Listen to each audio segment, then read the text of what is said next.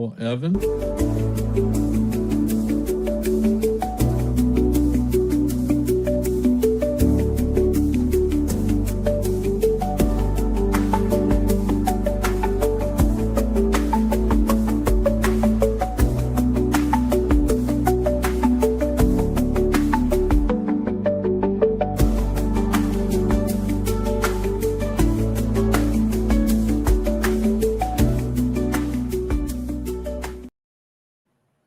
Good afternoon, everyone, here at Yankee Mania.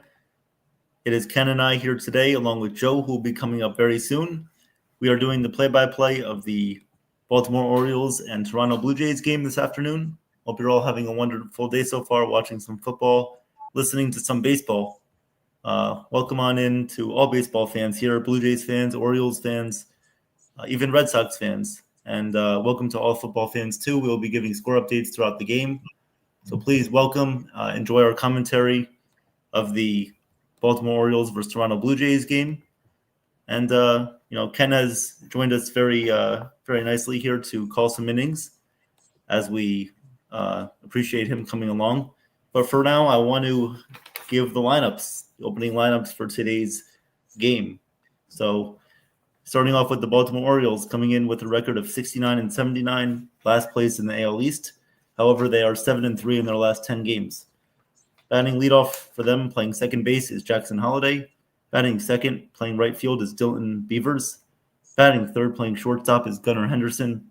Batting cleanup is the third baseman, Jeremiah Jackson. Batting fifth is the DH, Samuel Basayo. Batting sixth is the first baseman, Kobe Mayo. Batting seventh is the center fielder, Colton Cowser. Batting eighth is the left fielder, Dylan Carlson. Batting ninth and doing the catching is Alex Jackson. On the mound for the Orioles is Albert Suarez. Now the home team, the Toronto Blue Jays, coming in with a record of 86-62, first place in the AL East. They are also 7-3 in their last 10 games. Batting leadoff and DHing is George Springer. Batting second and playing left field is David Schneider. Batting third, playing first base is Vladimir Guerrero Jr. Batting cleanup, playing third base, Addison Barger. Batting fifth, playing catcher, Alejandro Kirk. Batting sixth, playing center field, Dalton Varsho. Batting seventh, playing second base, Ernie Clement. Batting eighth, playing right field, is Joey Loperfido. And batting ninth, playing shortstop, is Andres Jimenez. On the mound for the Toronto Blue Jays, making his fifth appearance of the season, is Shane Bieber. So welcome on in, everybody. The game is about to get underway. Quickly, Ken, what are your thoughts about today's game? Well, Beaver has looked very good since coming off the Tommy John surgery. Mm-hmm. I don't think he's completely stretched out yet, and I think that could present problems. Yes. For the Blue Jays. I don't think that their depth in the pen is that solid, even with their acquisitions at the trade deadline. Right. Orioles have been fighting hard this year, especially against good teams over the last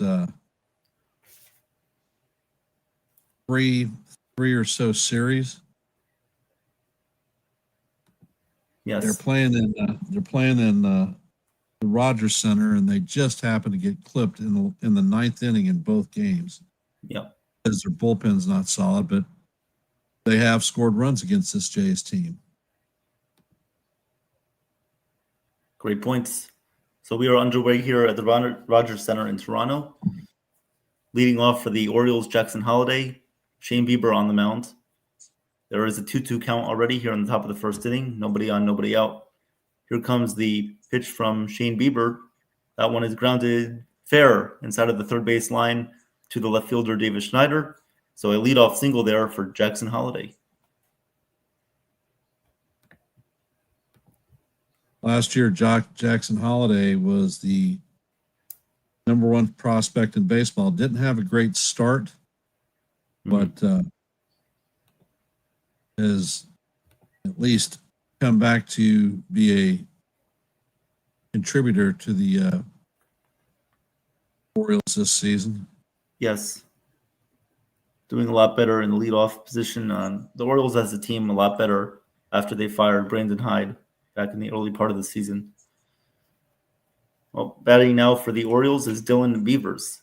He is the right fielder. He's hitting .299. He's played in only 23 games this season. 0-1 count here on Beavers. Pitch from Shane Bieber. 0-1 count coming. Here comes the pitch, and that one is in there for a called strike on the top of the zone, so the count is now 0-2. Bieber, that was 93 miles per hour on his fastball.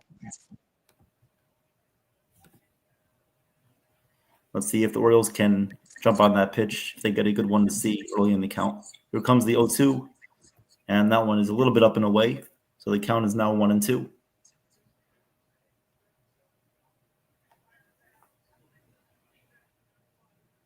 One-two coming up on Dylan Beavers. Jackson Holliday leading off at first. Shane Bieber at the set, ready to deal the 1-2. Here comes the pitch. That one is hit foul down the third base line. So we will do the 1-2 again.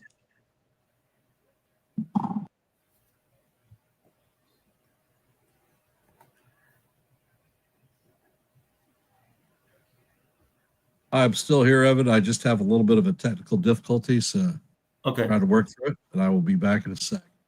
Okay.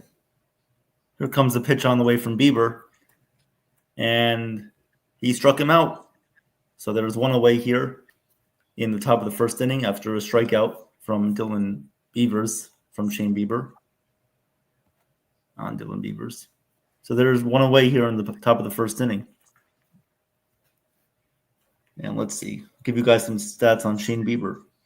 Shane Bieber is 2-1 this year. He's only appeared in 4 games. I'll continue after this pitch. Here comes the first pitch to Gunnar Henderson. And that one is in there for a called strike 1. Another 93 mile per hour fastball. Gunnar Henderson hitting .270 on the year, 16 home runs, 62 RBIs.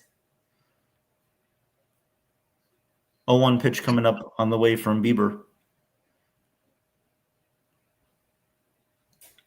Here comes the pitch, and that one is fouled away. The count is now quickly 0-2. So as I was saying, Shane Bieber is 2-1 on the season. He's only appeared in 4 games, so this is his 5th start. He has a 4.30 ERA, 23 innings pitched, 25 strikeouts. His last time out, he faced the Houston Astros. He went 5 2/3, 3 earned runs, 1 walk and 4 Ks. Here comes the pitch, and that one is lined up the middle, base hit into center field. Going first to third will be Jackson Holliday. So the Orioles here are set up in the first inning, runners on the corners, and 1 out. A lot of speed on the bases early in this game. And again, with Bieber's low velocity there on his fastball, his off speed isn't going to present as much of a challenge as it would normally if he was fully healthy and conditioned to pitch, because he's been out a long time. Last year, after being with the Guardians, he was hurt, had to have Tommy John surgery. Then this year being traded over to the Toronto Blue Jays, they might not be getting him at full strength. So we'll see if the Orioles can take advantage of it here early in this game. First pitch on the way from Bieber is a swing and a miss by Jeremiah Jackson, who was playing third base for the Orioles today. It has appeared in 36 games this season. 0-1 pitch coming up here from Bieber as he checks back on Gunnar Henderson over at first base, and he is back there safely. And Ken is back in the building. Welcome back, Ken. What's going on to everybody in the chat? What's going on, Jacob? What's going on, Michael, Katie? How are you guys doing today? The Giants are currently up 6-0. Yes, that is a good thing, but we have to wait and see with them because, it could change at any time. 0-1 pitch on the way here from Shane Bieber. He sets and deals and swung on and missed. So the count is now quickly 0-2 here as Bieber transitions from using his fastball early in the count to now going with some off speed. His strikeout rate on his slider is 42.3%, and on his fastball is 21.4%. Here comes the 0-2 as he checks back on Henderson again at first, back in there just safely. So forcing Henderson back at first. 0-2 pitch on the way. Orioles have first and third, one out here in the top of the first inning. Jackson Holliday on third, Gunnar Henderson on first. 1-0-2 pitch on the way here coming up.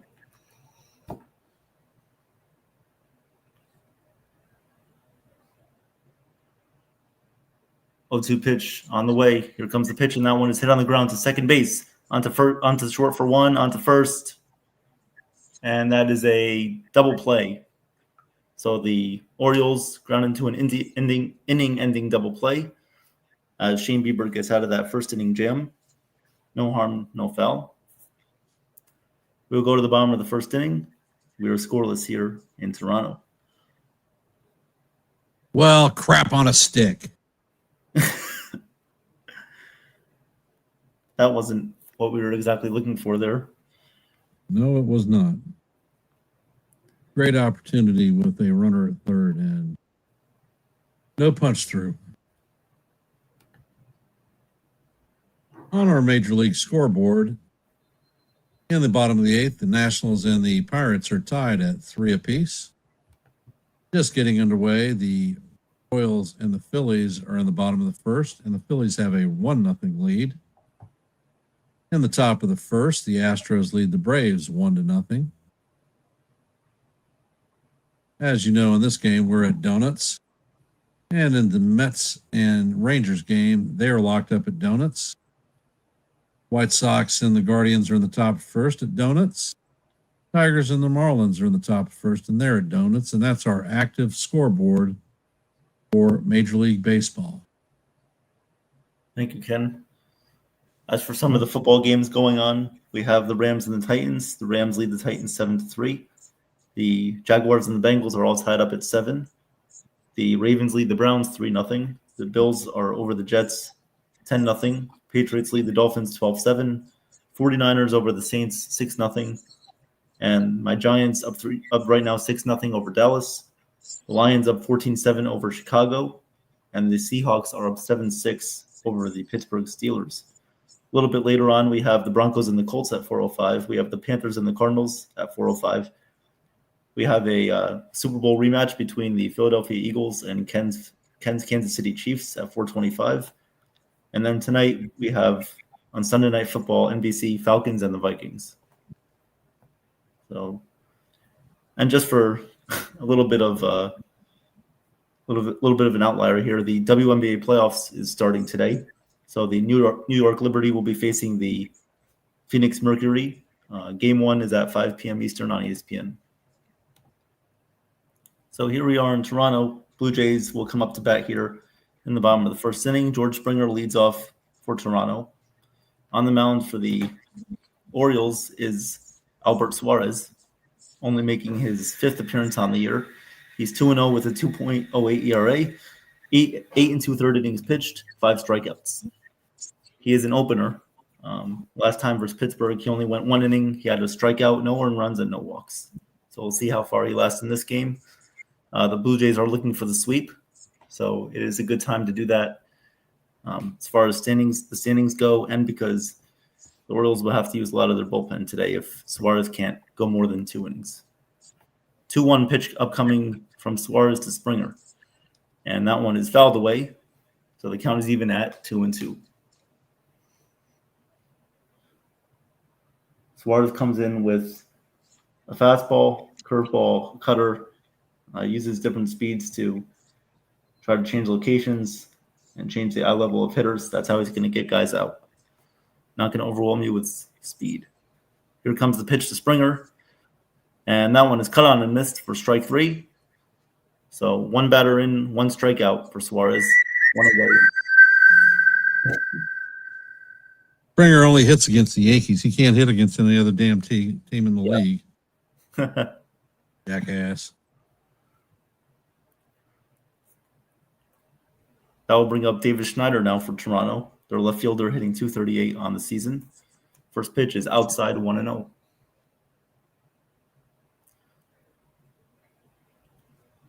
.1-0 pitch coming up to Schneider. Comes the pitch from Suarez as that one is outside. Count is now 2-0. Well, the Blue Jays don't strike out a lot. but we saw Springer just strike out there. So expect Toronto to put the ball in play, utilize their speed on the bases.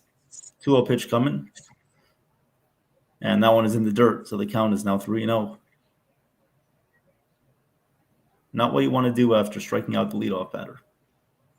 Nope.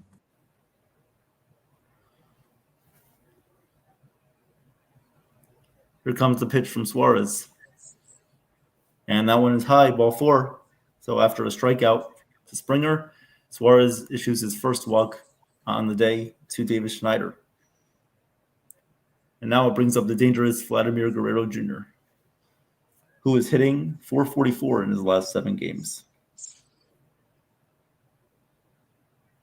Well, this could be an early 2-0 start for Toronto if Baltimore's not careful.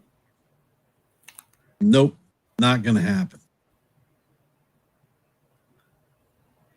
Pitch from Suarez is popped up, and out on the outfield grass goes Gunnar Henderson to make the catch. So there's 2 away here in the first. If I was Vladimir, I don't know why you're swinging at the first pitch. I mean, he just got 4-pitch walk. Good riddance. But hey, if it was the Yankees, it would be a home run. Well, that will bring up the Blue Jays' third baseman, Addison Barger, having a good season, hitting .251, 20 home runs, 68 RBIs. For a rookie, he is very impressive. Yep. Here comes the first pitch on the way from Suarez, and that is a called strike. Count is 0-1.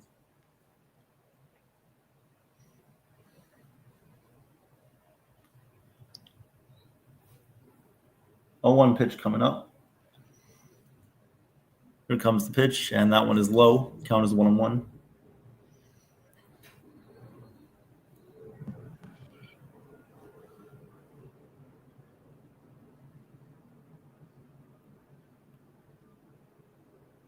I've got 3 games going on right now. I've got the Orioles, Jays. I've got the Mets game on, and I've got the Ravens and the Browns game on. Yep. Nice. I imagine you watch most of the Orioles or the Ravens games since you get that, but do you also watch the Red Zone too? Oh, I do. Yeah. Very, very good channel. When I am doing the play-by-play tonight for the Yankees Red Sox, I'm going to do some play-by-play calls for the late night game too. Okay. NFL. Pitch on the way to Barger, and that one is line foul. Count is 3-2. As the Cowboys are now driving on the Giants, they have the ball around the Giants' 30-yard line.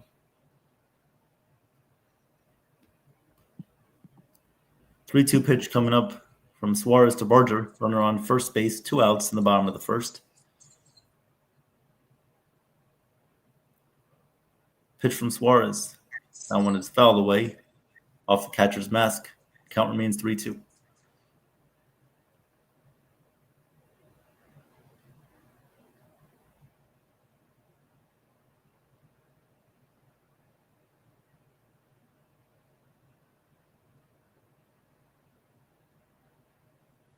Three-two pitch coming up to Barger. Here comes the pitch. Runner from first off, stealing second, and that one is swung on and missed by Barger. So Suarez records 2 strikeouts in the first inning, allows a base runner, but nothing else. We'll go to the top of the second inning. The Orioles and Blue Jays are scoreless. Ken, do you want to call the second inning? Sure, I'll call it. All right. Coming to bat in the top of the second is going to be Basilio, Mayo, and Cowser. Basilio is the designated hitter tonight, hitting 189 on the season. Mayo is the first baseman, hitting 191. And Cowser, number 2 Rookie of the Year candidate last year, is playing center field and hitting 201. People complain about the Yankees and the batting averages and OPS is on them. They should see the Orioles. No. The back half of their lineup is 601, 605, 648, 619.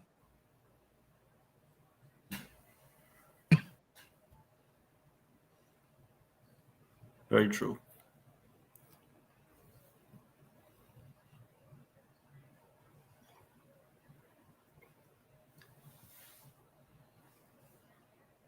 And in the Mets game, they're in the bottom of the first. Mets have a runner at second with one out. And Alonso is up to bat. Count is 1-2.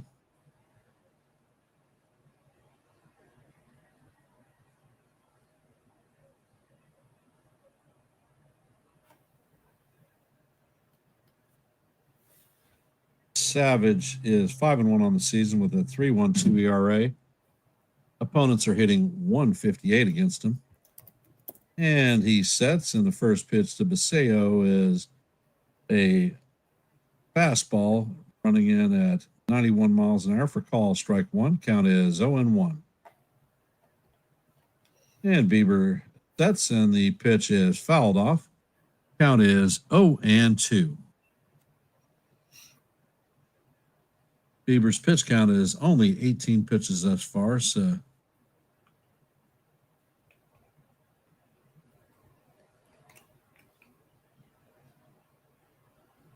and Bieber sets and fires, and the curveball is down low.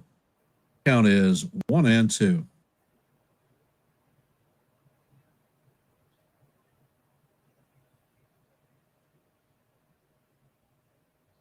And Bieber sets.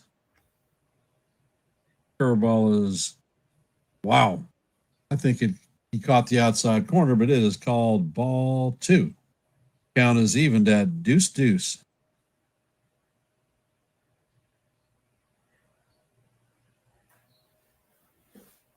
Basayo has a 2-2 count. Bieber sets, and he rolls, and the pitch is tap foul down the third base line. Count is going to remain 2-2.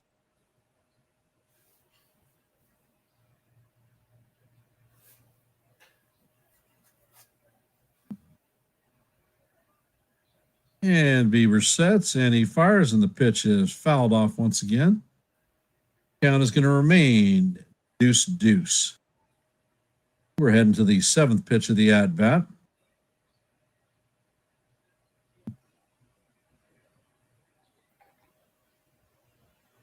And Bieber sets. And the pitch is a curveball down low and inside. Count is now full. 3-2.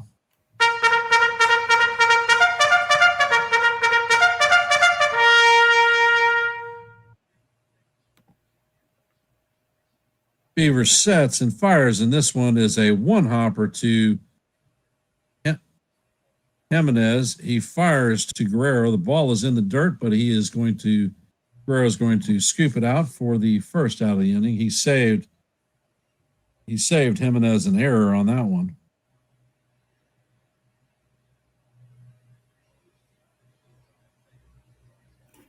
Thank you, Joe, for the scoreboard update. 6-3 Giants over the Cowboys now.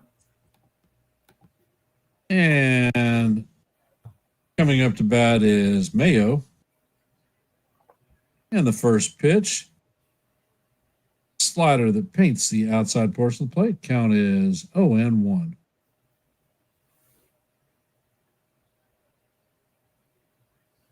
And the pitch is hammered to center field. This one is going, and it is gone. And the Orioles take a 1-0 lead on the Blue Jays. Thank God.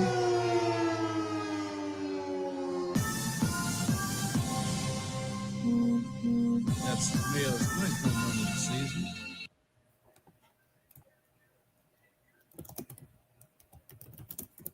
Good start. Coming up to bat is Colton Cowser. And Cowser shows bunt, but it is called strike one. Count is 0-1. And Bieber sets. Pitch is on the way, and it is swung on and missed. Count is 0-2. And Cowser takes timeout. Definitely not having the numbers that he had as a Rookie of the Year candidate last year. Fine defensive outfielder, just not getting it done at the plate. And Beaver sets, and the pitch is fouled off. Count is going to remain 0-2.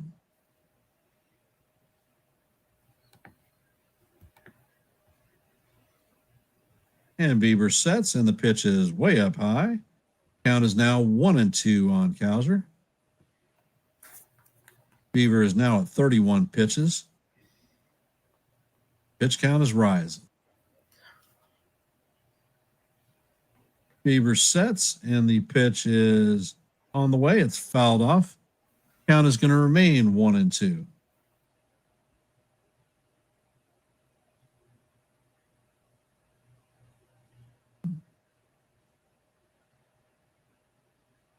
Beaver sets, and the pitch is on the way, and Cowser swings through and misses on the fastball. That is going to be the second out of the inning. And Carlson is coming up to bat. Carlson's hitting .205 on the season, .619 OPS. And Bieber sets, fires, and the fastball catches the top of the strike zone for call, strike one. Count is 0-1. And Bieber sets, pitch is on the way, and the curveball is in there for call, strike two. Count is 0-2.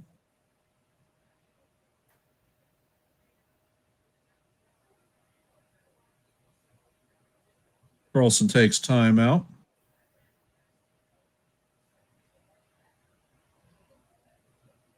Bieber sets and fires, and this pitch is grounded to Jimenez, and he fires this time on line to Guerrero to record the third out of the inning, but not before the Orioles hop on the board with a solo shot home run.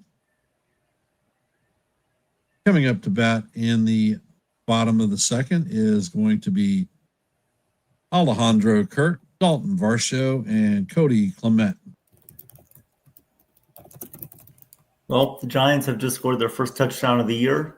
Russell Wilson passed to Malik Neighbors. Acrobatic catch in the end zone. Touchdown Giants.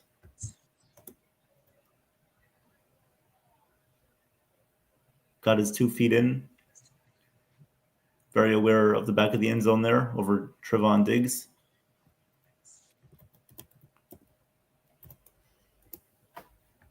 And Joe's not happy about that. Well, I would like to give a quick commercial break update here for our advertisements. Thank you to our sponsors, of course. This break in the action is brought to you by Amart Market at 1264 Flatbush Avenue in Brooklyn, New York, for the finest produce and everyday needs. So thank you to Amart.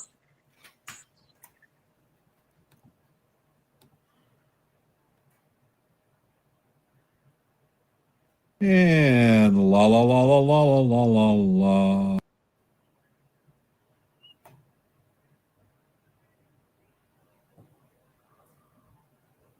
So good start for the Orioles in this game. And the Major League Scoreboard has the Phillies leading the Royals 2-0 in the top of the third. Tigers are leading the Marlins 2-0 in the bottom of the second. Astros and Braves are locked up at 1 apiece in the bottom of the second. As you know, in this game, Orioles lead the Jays 1-0. And Suarez is coming out to pitch the second inning. First pitch is on the way, and the fastball paints the top outside portion of the strike zone for call, strike one. Count is 0-1 on Kirk.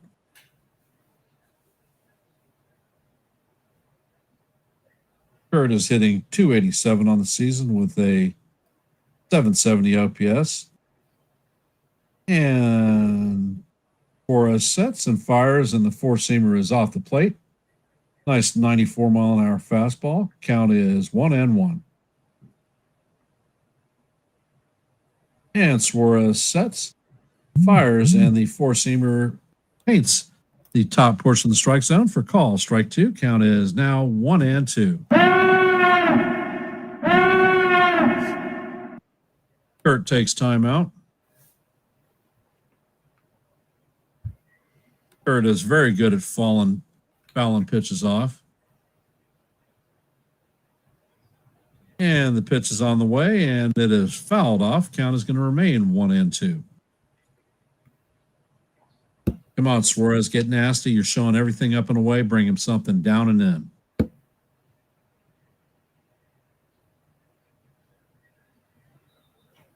And the pitch is on the way, and the ball is tipped into the catcher's glove for strike three. And that is going to do it for Alejandro Kirk. That is Suarez's third strikeout of the day.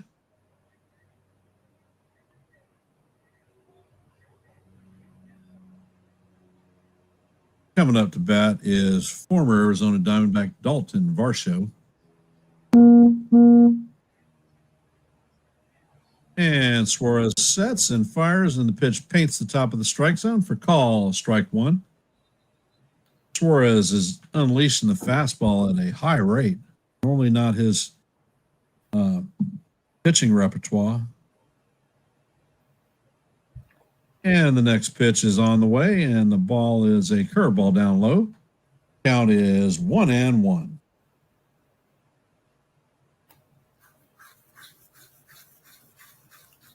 And Suarez sets, and the curveball is down low.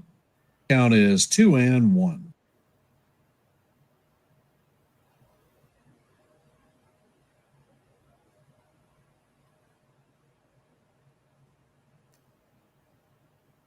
And the pitch is on the way, and it is fouled off. It's going to just make the stands by the right field line over the dugout. Count is going to go to 2-2. Deuce, deuce.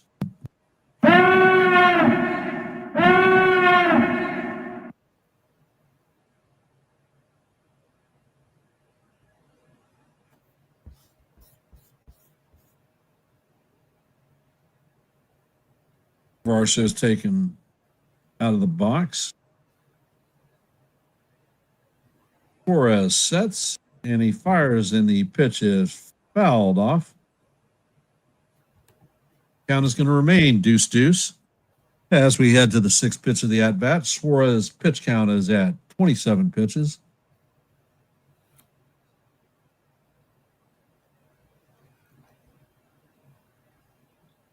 And the pitch is on the way, and it is up out of the strike zone. Count is now full, 3-2.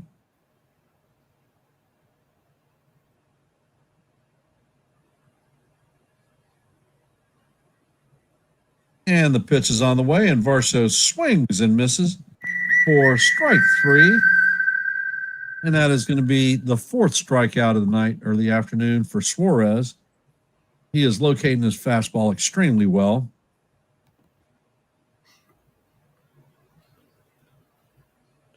Cody Clement coming up to bat,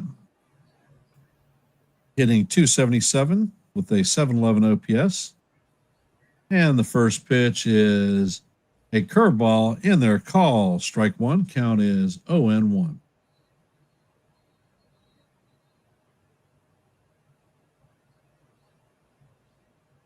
And Suarez sets, fires, and the curveball is down low. Count is 1-1.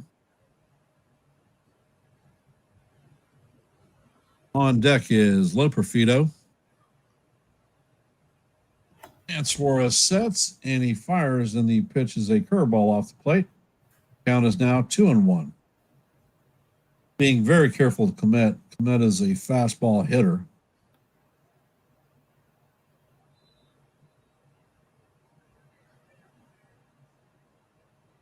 And the pitch is on the way. This one is grounded. Jackson, who sets back and fires to Mayo to record the third out of the inning. And that's going to do it for the Blue Jays in order.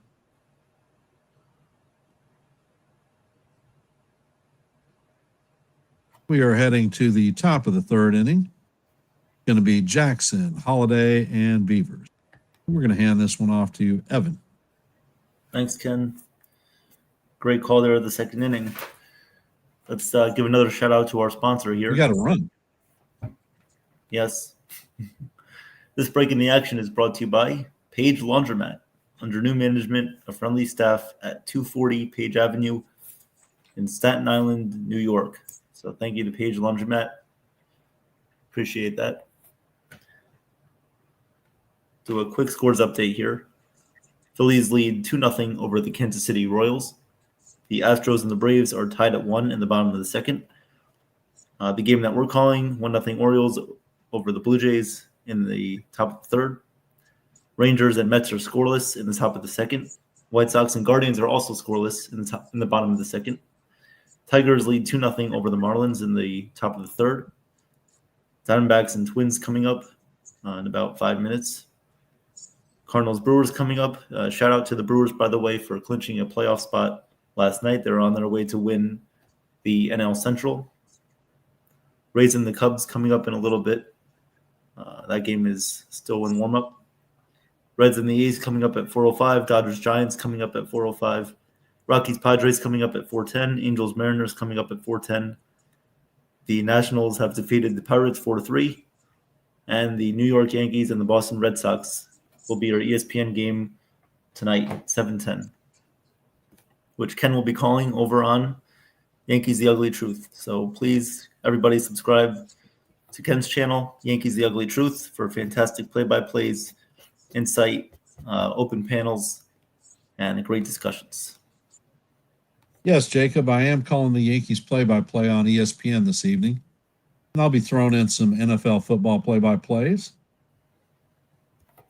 Yep. Hey, Chef Nick, what you doing? Hey, Chef. Top of the third inning here. The Orioles will lead off with Alex Jackson. Alex Jackson, their catcher, hitting .228 on the season. Finding a little bit of success with Baltimore. 0-1 pitch coming up from Bieber is low, so the count is even at 1-1. Shane Bieber at 37 pitches here in the third. Here comes the pitch on the way, and that one is swung on and missed. 84-mile-an-hour slider. Count is now 1-2 on Alex Jackson. Only appearing in 33 games this year. 5 home runs, 8 RBIs. He started the year with the Yankees, then went to the Orioles. 1-2 pitch on the way, and that one is swung on and grounded back to Shane Bieber. He will flip over to Guerrero for the first out of the inning. 1 away here in the top of the third.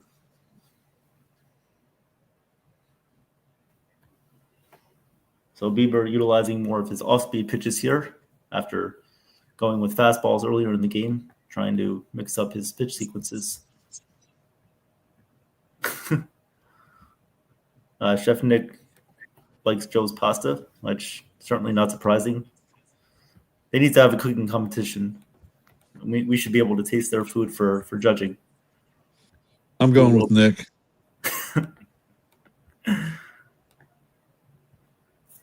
If we talk about Italian food, I don't know. Joe's going to be close in that one. Well, Jackson Holiday. If I see a lobster roll, then I know who I'm voting for. Yeah. Jackson Holiday up to bat. Had a single his first at bat in the top of the first. 1-for-1 on the day. 1-1 pitch upcoming from Shane Bieber to Holiday is fouled off behind the plate. So the count is now 1-2. Uh-oh. They're reporting an injury to the Bengals quarterback, Joe Burrow, a leg injury. Oh, man. So that's not good. He already had a torn ACL in his career. So hopefully he's okay. I think he was able to walk back to the locker room, but hopefully nothing bad there. But even on a torn ACL, you could still walk, but it's just not that easy. So 2-2 pitch coming up from Shane Bieber, as that one is grounded to second. And they're making the throw is Ernie Clement to Guerrero Jr. for the second out of the inning. So 2 ground balls, 2 outs here in the top of the third for Shane Bieber. As coming up to bat now will be Dylan Beavers, Orioles right fielder.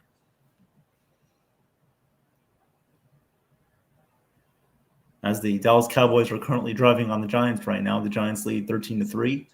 2 minutes left to go in the second quarter. The Cowboys will have a first and goal.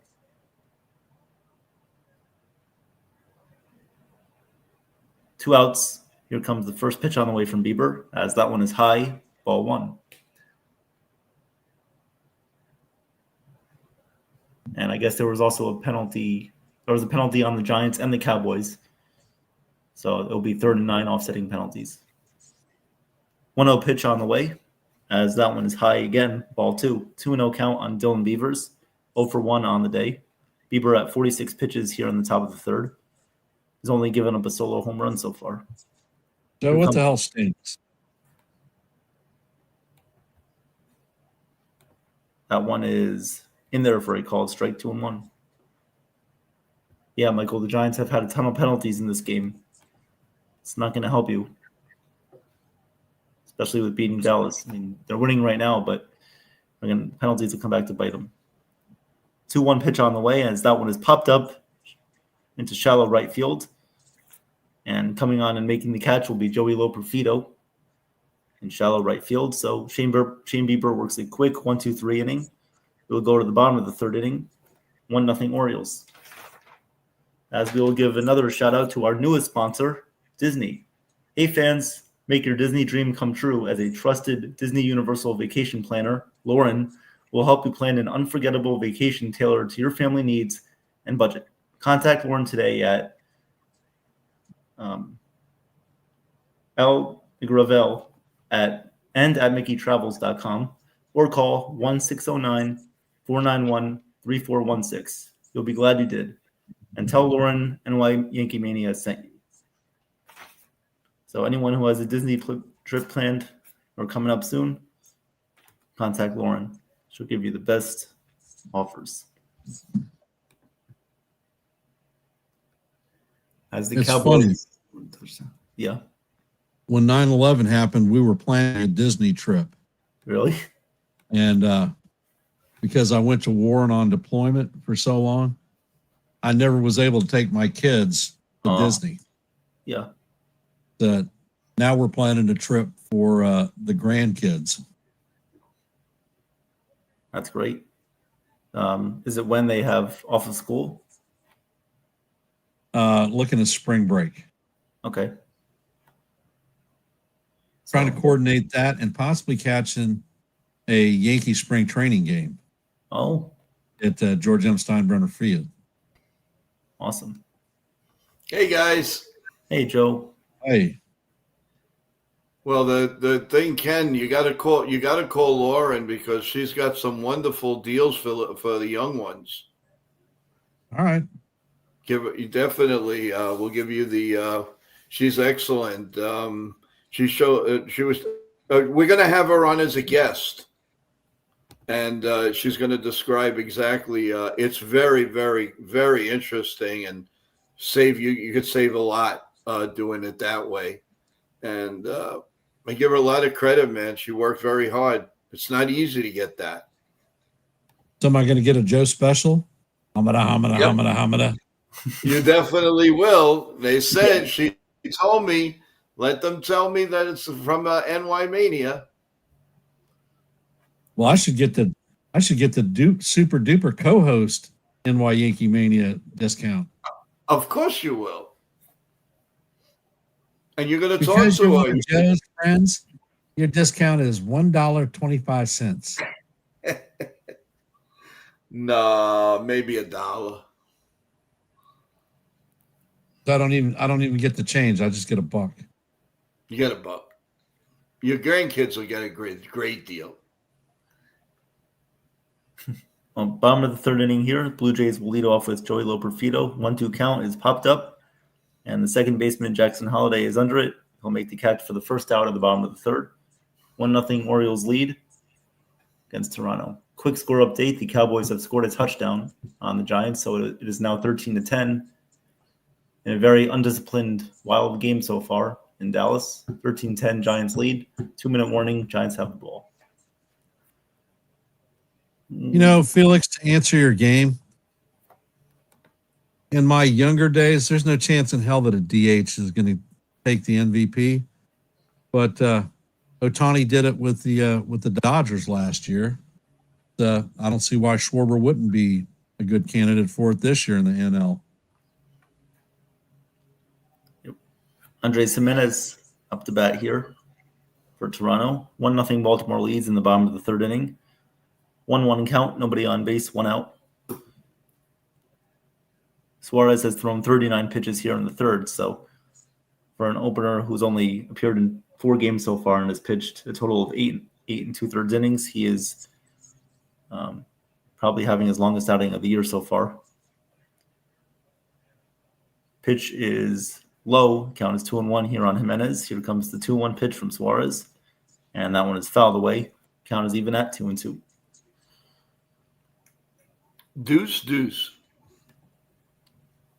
I like the name Loperfido. Joey Loperfido. Yep, coming over from Houston last year in the trade deadline. Or not the Nice trade seeing deadline, you, Mike. later in the year. Hey, Mike. 2-2 pitch on the way, and that one is way inside. And backing out of the way is Gimenez. The Blue Jays will look to see if that essentially hit him. I cannot even stand to look at the Blue Jays manager. He's a turd with a beard on him. Oh, yeah. Always saying some stuff about the Yankees, how they're cheating. They're cheating. He's a bozo. And Oh, no, my countermeasure is to walk Judge every time he breathes near the belt plate. And then he smiles like a, 3-2 pitch on the way to Gimenez is lined to left field. That will go down the line into the corner as Gimenez will roll into second base for a 1-out double. So I guess the Orioles wish that it did hit him, so he would only be on first, but now he's on second. That was a high pitch there. Gimenez just drove that one into left field, way back, drove that one down the line. That's what we saw him do a lot on the Mets when he was there, and on the Guardians as well. Now that will flip up the lineup over to George Springer as he crushes this one in the air to right center field going back, and that one is one hopped off the wall. Scoring easily will be Gimenez around third, and Springer trades places with Gimenez at second for a 1-out double. 1-1 game here in the bottom of the third. And that's what I was afraid of, guys. Jumping on the fastball early. Just not allowing Springer to waste any time there. Show him the heater up and in. Chin music. Yeah. Looked like prime Jordan Springer when he was on the Astros facing the Yankees. So 1-1 game here in the third inning. Coming up to bat for the Blue Jays will be Davis Schneider. First pitch to him is a called strike. 0-1. Springer at second. 1 out here. 1-1 game. 1 out in the bottom of the third. Suarez at 45 pitches. I assume the Orioles will have the bullpen ready soon. 0-1 pitch on the way to Schneider is a check swing foul ball behind the home plate. Count is quickly 0-2.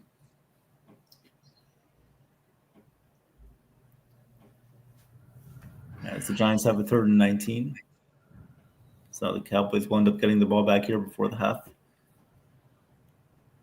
0-2 pitch on the way here from Albert Suarez.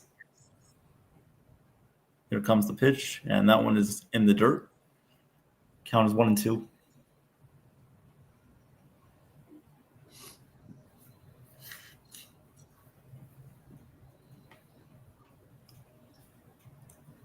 One-two pitch on the way. Springer leading off second. Looks like they have Holiday more towards the second base bag, acting like a shift over there. We'll see if the Blue Jays take advantage of it. 1-2 on the way is a little bit low. It looked like he caught the bottom part of the zone. The umpire doesn't ring up Schneider there, so the count is even at 2-2. 2-2.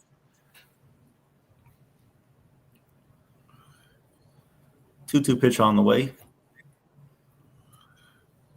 2-2 is swung on, missed, strike 3. Suarez pulled the string there. 2 away in the bottom of the third. Probably the best pitch of Go the ahead, Joe. Say it. He gone. Come on. Oh, he gone. He gone.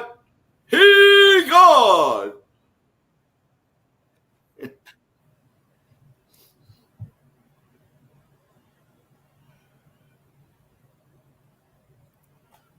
Guerrero Jr. coming up now for Toronto.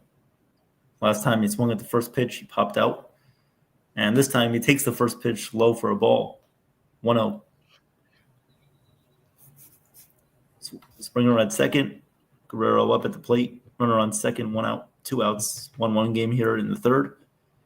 Pitch from Suarez is swung on and missed by Guerrero. Count is even at 1-1. 1-1.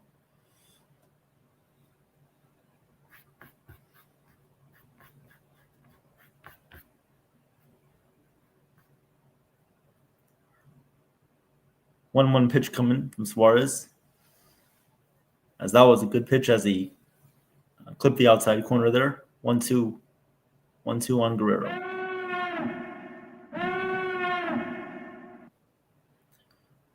One-two pitch coming from Suarez.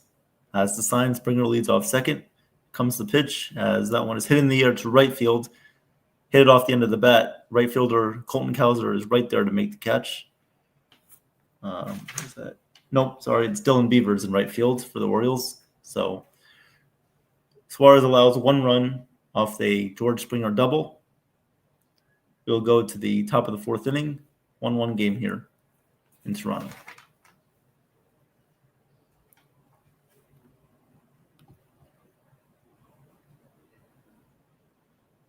Ken, you're muted.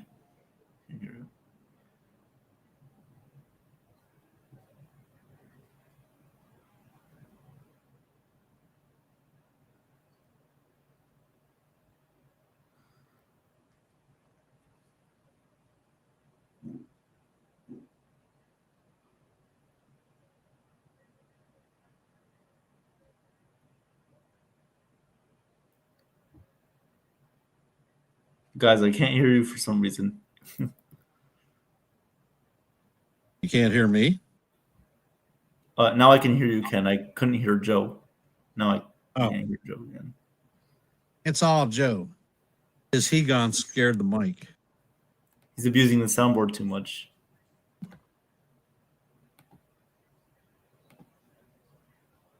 I knew he would press the wrong button. Now he probably turned off the whole system. Joe, here we go. Well, Cowboys have the ball here. Giants, of course, allowed the Cowboys right back in the game.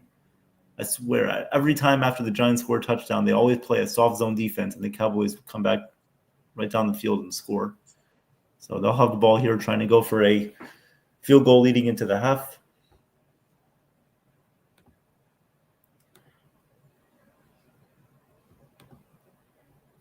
Here's my favorite manager. I'm sorry, Ken. I'll hand this one back over to you for the 4th inning.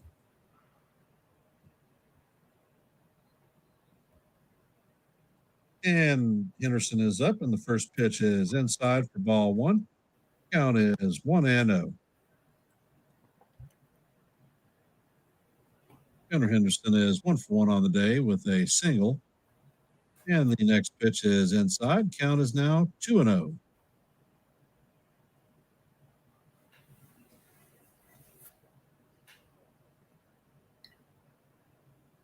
And the pitch is fouled off.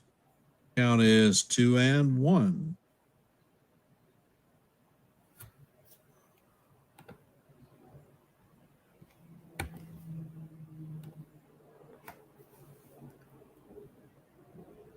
Beavers at 52 pitches on the day. He sets and he fires, and the pitch is swung on and missed. Count is evened at 2-2. Henderson's going to take time out here. La la la la la la la la la.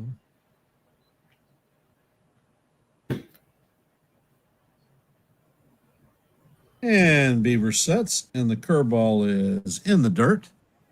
Count is now full on Henderson. 3-2.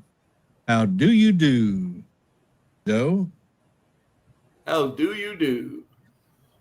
Cruise control. Welcome to the stream.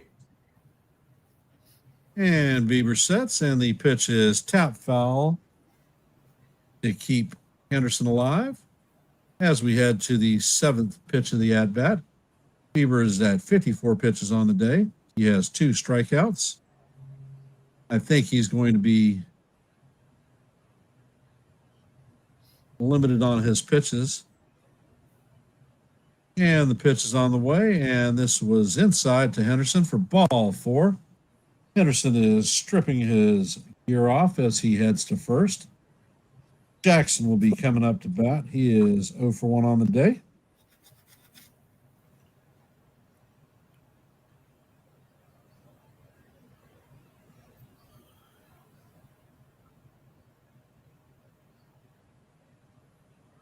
And Bieber sets, fires, and the cutter catches the outside portion of the plate. Count is 0-1.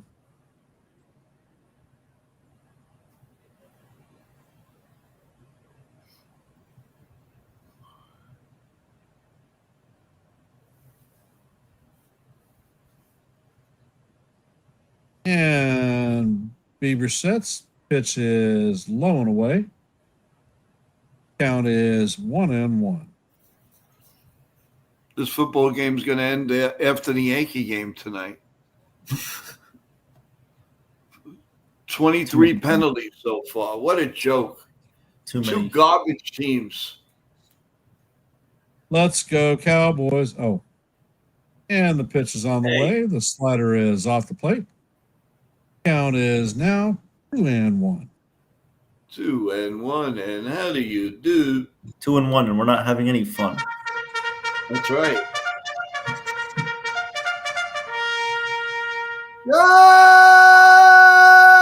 Judge! And the pitch is swung on and missed. Count is evened at 2-2. Deuce. Let's hit this goose. And AIDR. MIC KEY MOUSE.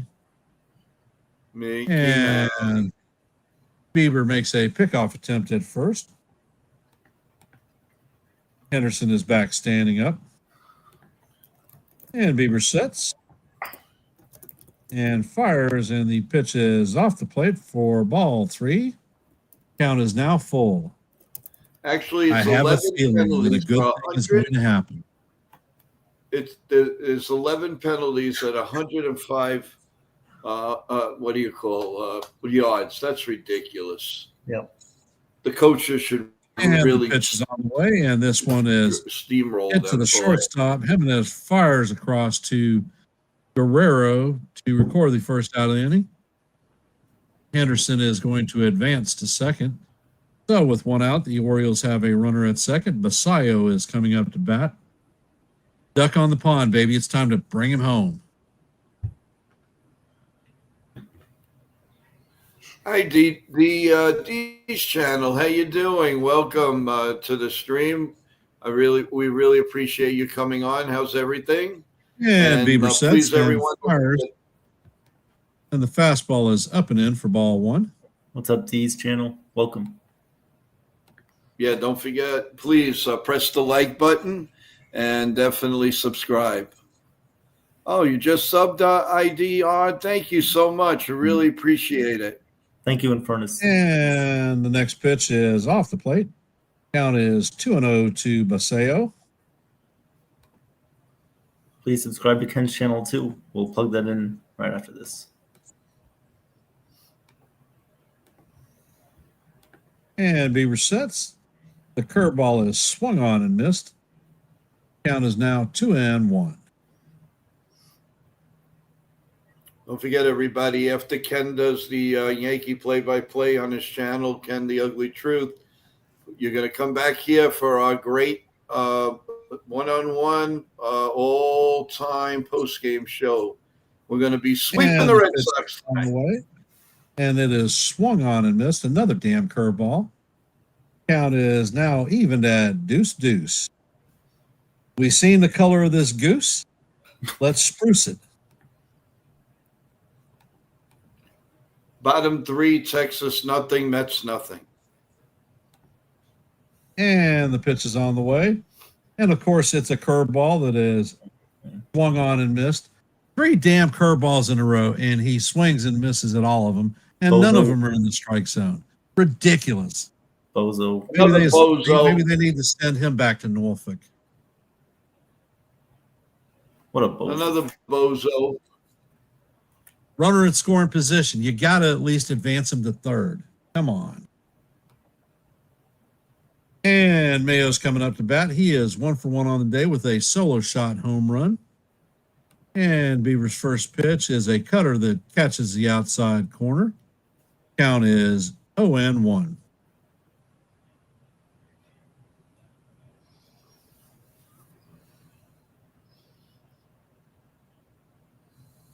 Another homer. And the pitch is on the way, and this one is a off the end of the bat, shallow right fat. And Varsho is going to make the running catch to do it for the Orioles. They leave a runner at second base and score no runs as we head to the bottom of the fourth. Coming up to bat for the Jays is Addison Barger, Alejandro Kirk, and Dalton Varsho. The numbers for us this evening or this afternoon: Baltimore has 1 run on 3 hits, no errors. The Blue Jays have 1 run on 2 hits, no error. This is a relatively boring game with regard to action. However, we're hoping that the Orioles can squeak this one out to help our New York Yankees out, accomplishing my goal of taking the division. And the first step starts here. Me sucking up my pride and rooting for the Orioles. Something that would never happen. A fast scoreboard update, guys. The Braves lead Houston 2-1. Top of the fourth. The Phillies 2-0. Top of the fifth over the Royals. Obviously the Blue Jays and the Orioles 1-1 mid fourth. The Tigers 2-0 over the Marlins. Bottom 4. The White Sox and the Guardians 0-0. Top 4. Texas and the Mets, as I just said, bottom third, no score. The Diamondbacks 1-0 over the Twins, middle of the second. Cardinals up on the Brewers 1-0, top 2. Tampa Bay 2-0 over the Cubs, bottom 1. And later on, the Dodgers, Giants, Cincinnati, Athletics, Angels, Mariners, and the Rockies and the Padres. Final score, you have the Nationals 4 and the Pirates 3. And that is your baseball update. We will do football after this half inning. Football been very, very good to me. According to Jacob, I'm still a closet Blue Jays fan. How? I was happy when the Orioles hit the home run. You didn't get up and dance. Only when it looks like Grant Wolfram is coming in to replace Albert Torres. So they have a lefty.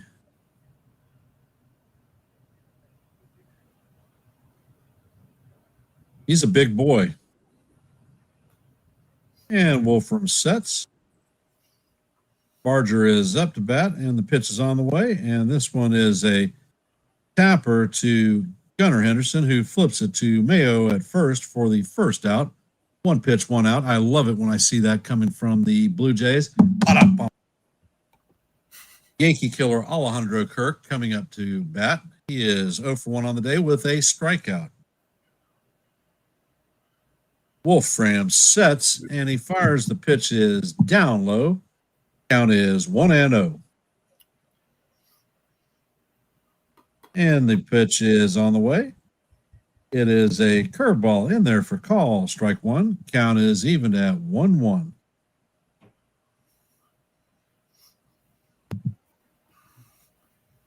Let's go O's. And the curveball is in there for call. Never mind. I've got two streams on and one of them's delayed. I just called the same strike again.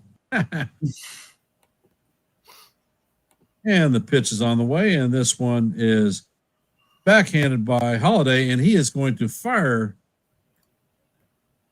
across the diamond, and that is an infield single. Hurt actually got down that line fast. Maybe he missed the Sunday meal. That's a big boy getting down the line that quick. Saw a bowl of Joe's pasta. Joe, you should have got him some pasta. Slowed him down just a step. I didn't think you could get that mass moving that quick. Holy moly. Oh, boy. What's the matter, you? Oh, shut up. And the bouncer is. Style. Uh-oh. Varsho makes it in safe. Yep. He slid at first base. Yeah, that was an odd-looking play. It was bounced. The first baseman runs in and gets it and flips it back behind the pitcher. They're lucky that he didn't break his ankle. Awkward slide. That's called playing hard.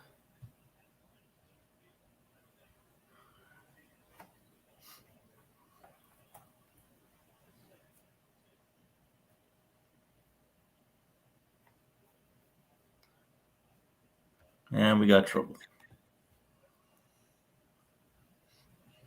And Clement is up to bat. The first pitch is hammered down the third base line. It is fair, and it is going to make it into the corner. Kirk's going to score. Varsho is getting waved in, and he's going to make it in.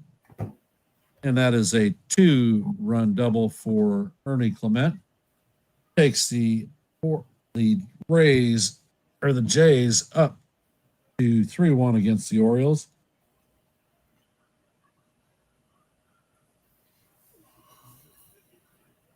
Coming up to bat is Joey Loperfido.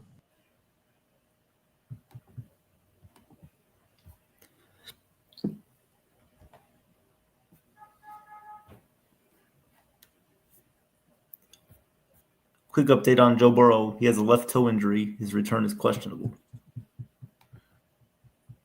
A good sign there. And the first pitch is in there for call, strike one.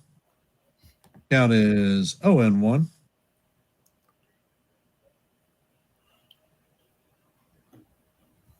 And Wolfram sets. Pitch is just off the outside corner. Count is 1-1.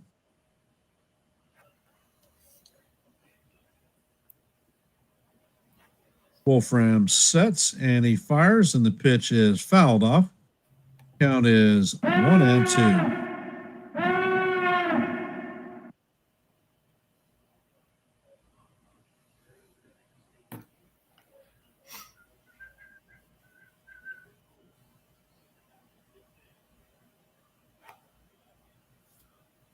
And the pitch is on the way. And Luperfido swings and misses for strike three. That is going to be the second out of the inning.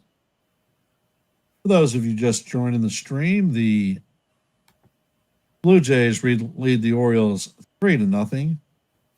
We are in the bottom of the fourth. There are 2 outs with a runner at second, and Andres Jimenez is coming up to bat. Wolfram sets, and the first pitch is in there for call. Strike one. Count is 0-1.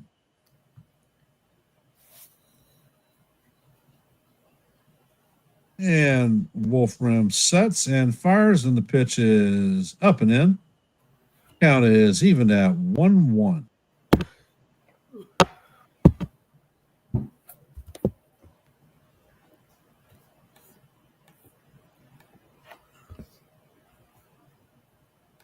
And Wolfram steps off the mound.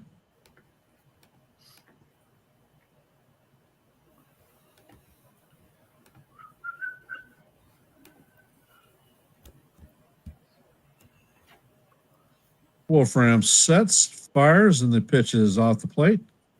Count is 2-1. 2-1. 2-1, and have some fun. And That's right. Wolfram sets and fires, and the pitch is swung on and missed. Count is deuce. What color is that goose? And Jimenez steps out of the box, hopefully to contemplate his future strikeout.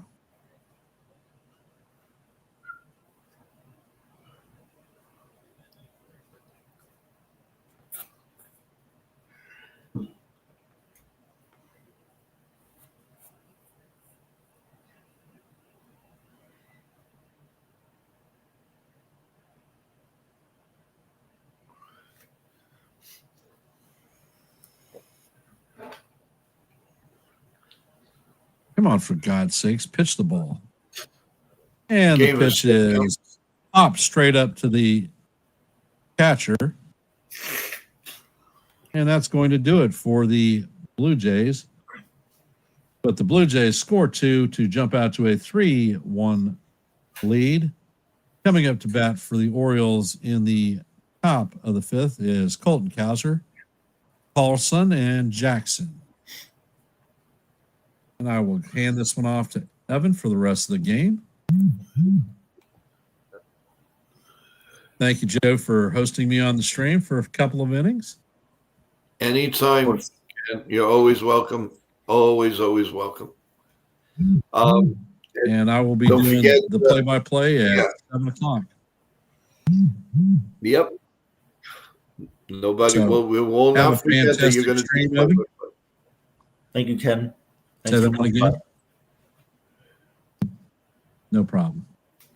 Ken, thank you so Oh, much. by You're the the way- best. Appreciate it. And By we the will way, see you the later. Crappy Mets Yeah. have had multiple scoring opportunities and have blown every one of them. Yep. I know. I've seen it.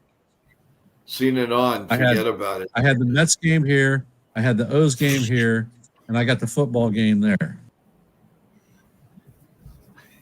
My God. And it's a triad of bitter disappointment all the way across. Oh, let me ask you before you leave, Ken. Fast. Did Yeah. they change that rule when they kick it off? All the men have to stay. They can't move. Yes, they have a landing zone. That makes less injuries. Yep, because they're tired of people getting knocked the hell out by gunners running down and just flying at flank speed, hitting the ball. But you returners. you can't start until the guy has the ball. Correct. Oh And wow, I didn't know that. See, if- you learn something if- new every day. If they kick That- the ball into the end zone and you don't return it, you get the ball at the 35-yard line. No. Oh, okay. No. And if you kick it out of bounds, you get it at the 40-yard line. Yeah, that's better than just throwing. That's good. But whatever. And Ken, bring us some luck with the Yankees later on Ken the Ugly Truth on your channel. Good luck. Have a great call. And Thanks, maybe we'll see you later on in our post game show. Let's go Have a Yankees. great day. And Love to we'll the see you family. in the funny pages. And give my love to the family. Will do. I'm going to give my love to some food here in a couple of minutes. Well, enjoy it. I think the Yummy, Giants yummy, just yummy got in my tummy. You picked that off. Yeah. The Giants just picked it off. Wow. The Giants did something well. Enjoy. There's probably a penalty somewhere in there, so they didn't pick it off. There you go. Yeah. At some point there will be. All right. Have a good one. All right, man. Enjoy your food. We'll see you later. Thank you again. He's gonna eat some And of then there Chef was Nick's two. lobster rolls. He's either gonna have Who? your pasta or Chef Nick's lobster rolls. Either one. There you go. All right, back here in the top of the fifth. We need some better luck for the Orioles here. As here comes Colton Cowser up to bat as he just struck out. So there's quickly one away here in the fifth. That was Shane Bieber's fourth strikeout on the day. Got him swinging at a fastball there for strike three. So Bieber looks like he was starting out with the fastball, then going to his off speed. And then he started out with the off-speed and then going to his fastball. Here's Carlson up to bat. First pitch to him is grounded to second. Ernie Clement has it, throws over to first for the second out of the inning. And it looks like the Orioles have dinner plans early as they are looking to end this one pretty quickly. 2 outs in the top of the 5th. That will bring up Alex Jackson, the catcher. Well, looks like we may not get any help from the Orioles, but, they're going to come out swinging against us when we play them. Here comes the pitch from Bieber, as that one is high for ball 1. 1-0 count, Alex Jackson. 1-0 pitch coming up. And the pitch is inside for ball 2. 2-0 on Alex Jackson. As Tyrone Tracy just drops past, went right to him. Went right through his hands. Typical Giants. Here comes the pitch from Bieber. And that one sails high again, so the count is 3-0. 3-0 on Alex Jackson, who was 0 for 1 on the day. 3-0 pitch coming. Here comes the pitch, and that one is a called strike. Count is 3-1.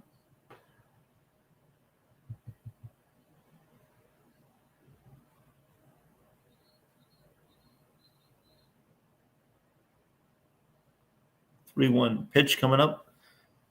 As that one is lined into center field for a base hit. So a 2-out single for Alex Jackson. That will turn over the lineup and will bring up Jackson Holliday, who was 1 for 2 on the day.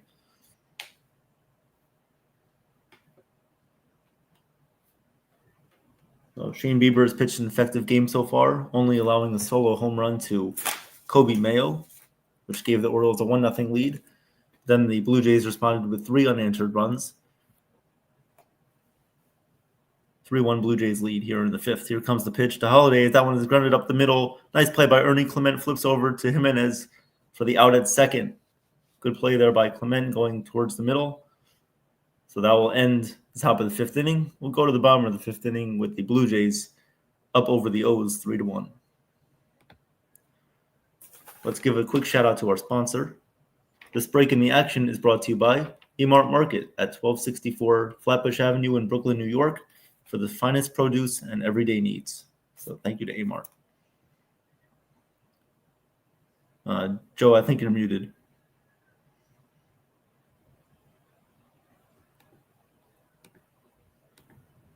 D, that's a very easy answer, D. You got to get pitching. You got to get pitching. And there are pitchers that you can get. But you need at least 2 starters in that lineup. They made some yucky trades and they got rid of some guys in the bullpen that to me they shouldn't have gotten. But I guess they wanted to get stronger in the minor leagues, and you have minor leaguers to trade if you don't get the pitching help in free agency. So that's what's really gonna do it. It's going to be the pitching. You get pitching, you're going to be right back in the thick of things. Good question. Very good question. Yep. Thank you, D.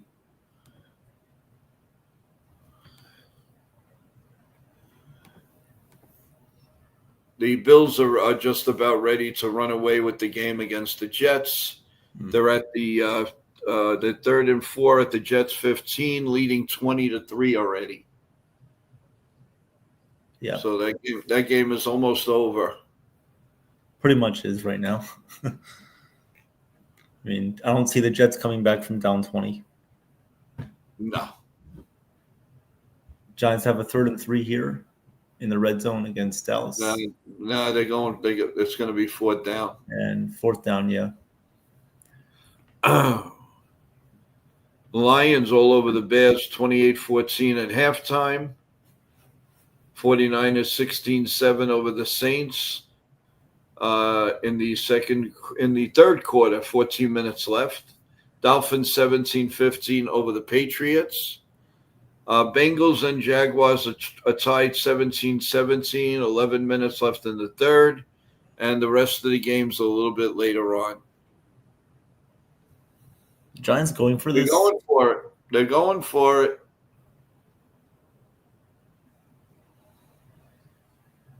Oh, he did not get it. What is this? Just kick the field goal.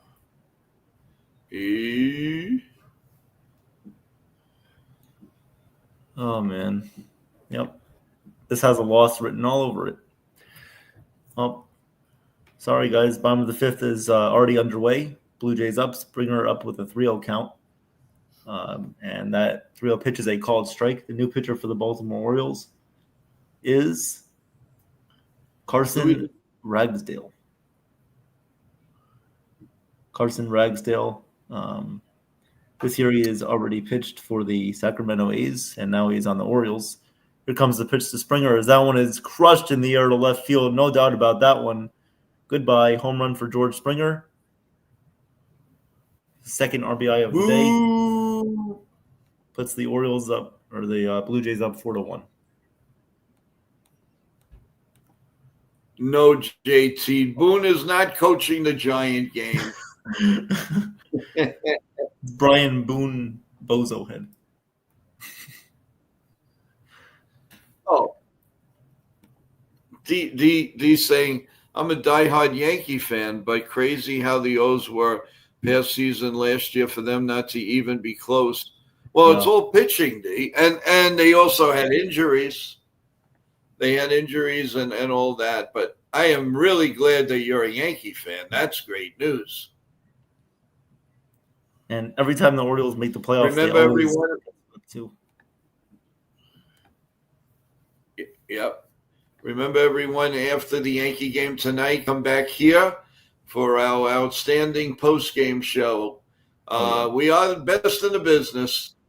2 hours worth. A lot of times it's 2 hours, and we talk about everything. You name it. Not only baseball, talk about your favorite all-time players. It's really, really cool.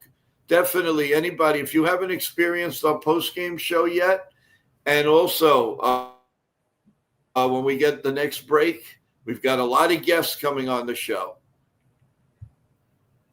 Absolutely. So up now to bat Are they for the changing Blue pitches Jays. or anything? Nope. Nathan Lucas is up to bat for Toronto. Thank you, D. The link is already out. And you can ask questions on there if you'd like. We usually go on about 10:15.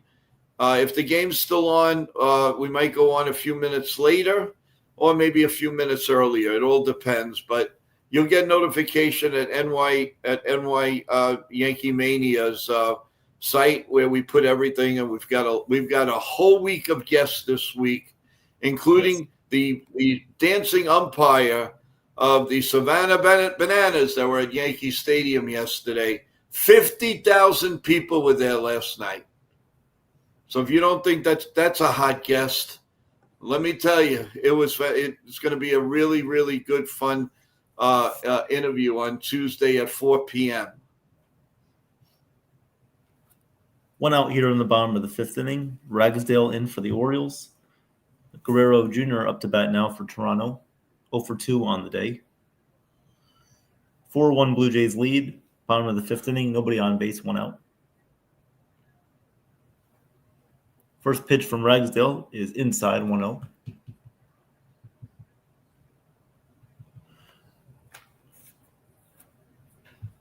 Let's give some stats on Ragsdale. 1-0 pitch is low. Ball 2. 2-0 on Vladdy.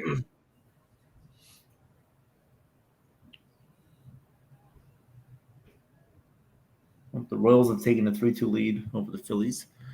Pitch from Ragsdale is hit in the air to right field. Backing up is the right fielder, and making the catch out there on the warning track is Dylan Beavers for the second out of the inning. So Guerrero just misses another home run.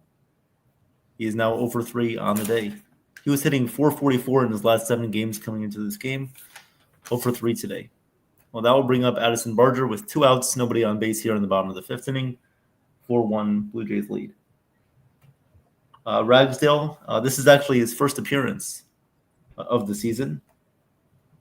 So not doing a terrible job so far, just allowed a Solo home run to George Springer, but ever since he's been fine.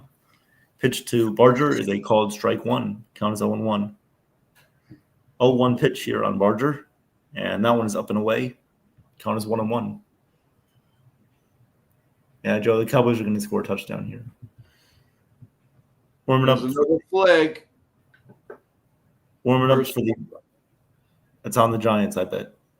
It's a personal foul. Yeah, they keep knocking down Prescott after the play. What I mean, that's so stupid. Can't he control himself? I mean, listen. I mean, we know I'm a Cowboy fan, but that's ridiculous. It's How the do you dumbest expect thing the ever. Giants to win the game? You can't do. You can't knock down the. I don't care if you like them or not. They're a very, very undisciplined team. They make stupid mistakes, and that's why they lose games. Very unaware of the situation. Well, Edison Barger strikes out swinging there, so that will end the inning. But George Springer puts a dagger on the Orioles' fate. Hopes of this game once again with the solo home run. 4-1, Blue Jays lead will go to the top of the sixth. 2 up for the Orioles in the top of the sixth will be Dylan Beavers, Gunnar Henderson, and Jeremiah Jackson. Let's do a scores update. Yeah. Do you want to do that, Joe? Scores update. What? Scores update. Yeah, you want to do the Disney commercial? Yes. That'll be cool, and then I'll get ready for it. Yep. Let's give a shout out to our new sponsor, Disney. Hey fans, make your Disney dream come true. As a trusted Disney Universal Vacation planner, Lauren will help you plan an unforgettable vacation tailored to your family needs and budget. Contact Lauren today to L. Gravel and at MickeyTravels.com or call 1-609-491-3416. You'll be so glad you did. And tell Lauren that NY Yankee Mania sent you.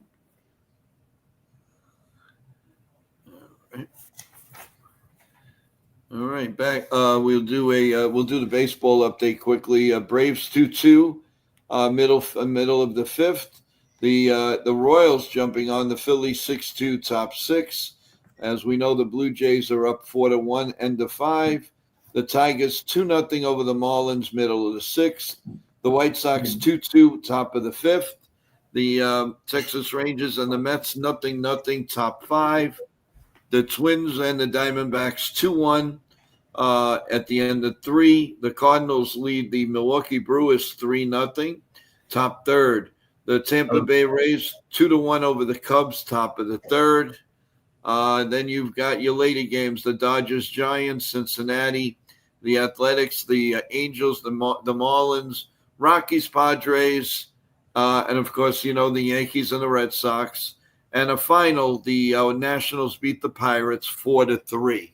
So that is your scoreboard up to the minute as we speak right now. Quick football note. Let's see. The Buffalo Bills now lead the Jets 23-3. And the Cowboys just scored a touchdown. Yep. Told you, Joe. Wow.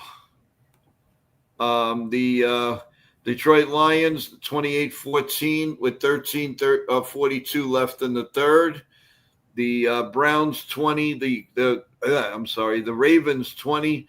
The Browns 3 with 10 minutes to go in the third period. Go ahead. All right. Thanks, Joe, for those updates. Top of the sixth inning here. Dylan Beavers, we lead off for the Orioles here on the top of the sixth. 0-2 count. Here comes the pitch. Grounded to first base. Guerrero fields it, throws over to Shane Bieber, who was covering first for the out. 1 away here on the top of the sixth inning. Bieber is sitting at. I think you're right. I think they're going to Broadway today. What the heck? Yeah. Very quick at bats for the Orioles. I mean, they're off to Chicago next week to face the White Sox, so they're probably just looking forward to that. Maybe a team that they could actually beat. John, there's no truth to the rumor of that, and you know it. Can't you just admit the Giants stink? The Giants stink and the Jets stink. And the Cowboys stink. There's no such thing. believe me, there's no such thing. You got to admit, the Giants are a bad football team, period. No doubt about it. No doubt about it. Read all about it. The Giants. No doubt it. Well, it just look even worse. But we know. Yep. Cowboys lead 7-2. Are they playing yet? Yep. One out, top of the sixth. Gunnar Henderson up to bat. 1-for-1 on the day. Bieber at 88 pitches, so probably his best outing of the year as he was coming into this game with a 4.30 ERA. Here comes the 1-2, and that one is outside, ball 2. 2-2 count. Well, we have a Jays fan. How you doing? Gigi, how you doing? What's going on? Thanks for coming on the stream. It's either CC Really or appreciate it. Chichi.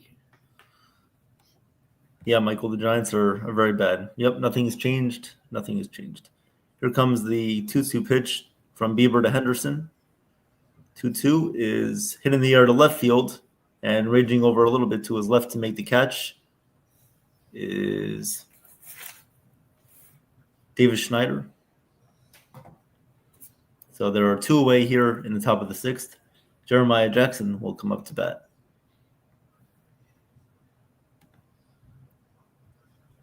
Yeah, Jacob, that was my brother who was on the stream. Yep, a Mets fan, a Jets fan, a Nets fan, and a Rutgers football fan. A Rutgers football basketball fan. So there's that. We're all bad. What can we say? We're all in the same territory. Except for the Yankees. We got the Yankees at least. Jeremiah Jackson up to bat. 2 outs here in the sixth. 0-1 on the way from Bieber is a swing and a miss. So count is even at 1-1. The Giants have 11 penalties for 117 yards. And they don't deserve to win the game. And they think they're really going to win with that. Yep. These are the type of things the Giants just do. Very undisciplined, very unaware, very stupid.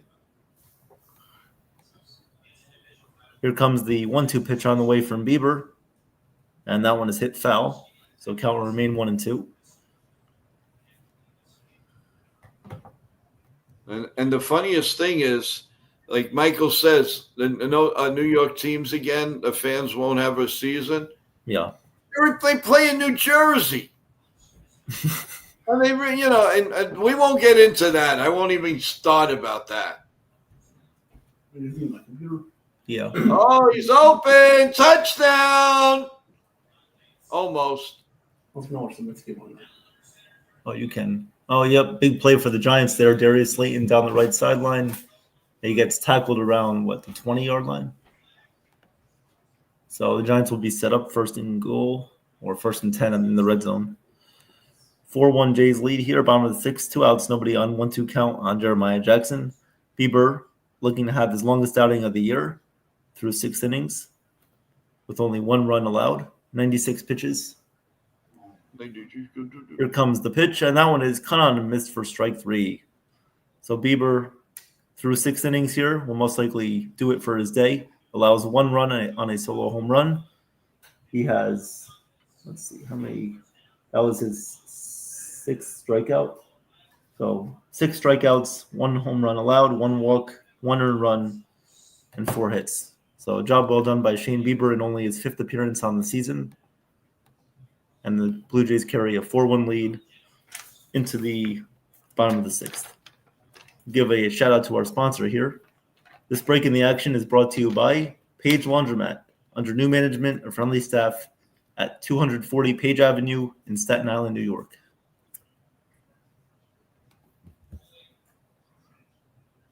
Second and 5 here for the Giants. Russell Wilson escaping to his right. He'll throw out of bounds. So 3rd and 5 coming up.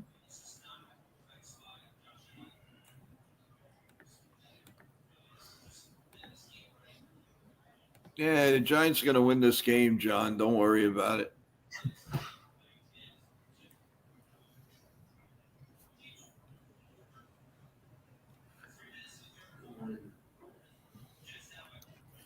Well, what is it? Third and 5 at the 11. Yeah, they won't get it. They won't get it. Oh, please. Giants red zone offenses. You're right. They won't get it. He threw it in the stands. I'm telling you, the red zone offense is terrible. It's like watching a train wreck. He threw the ball in the second deck. What the heck? He should get a penalty. They should throw him right out of the game. Don't do that. It should be intentional grounding. They're going for it. They're going for it. Third and 5. No way. No, Yeah, you can't go for this. You can't go for this. No. There's no way you can be this stupid as a coaching staff to actually go for this. You shouldn't have went for it last time, and you did. What are you doing? You're making the same mistake twice. Oh, no. Are they going to snap it? No, they just wasted the time. What's What that they all? call that? Flag on the play. Delay of game, yep. They're trying to draw the Cowboys offsides, and they didn't do it.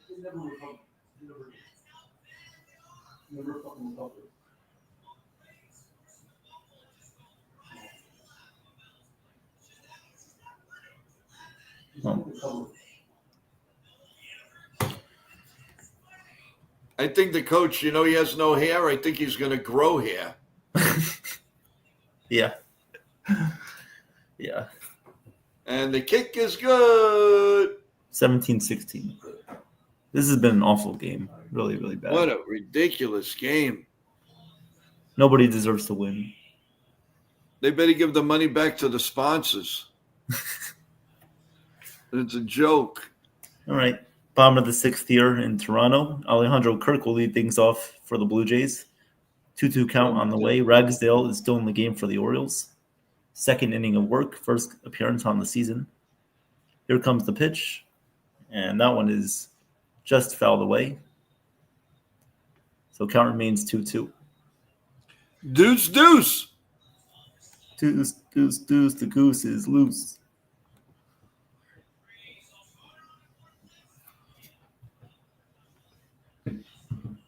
Two on the way to Captain Kirk, or as Michael calls him, Randy.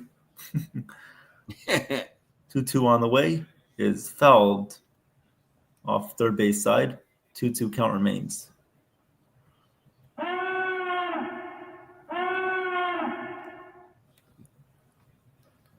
2-2 pitch coming, and that one is grounded foul again outside of third. So the goose is loose somewhere. We'll do the 2-2 again.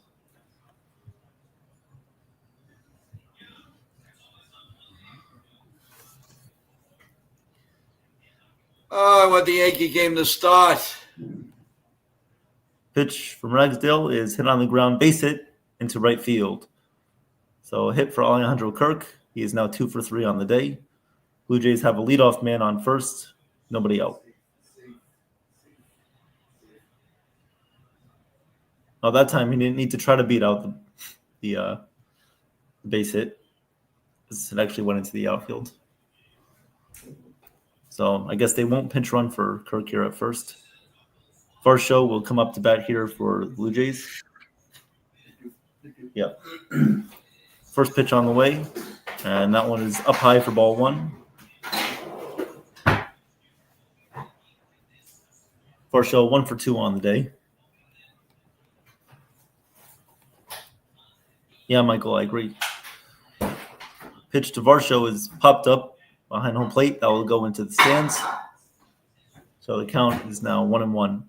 Warming up for the Blue Jays in their bullpen is Luis Varland and Ryan Barucki.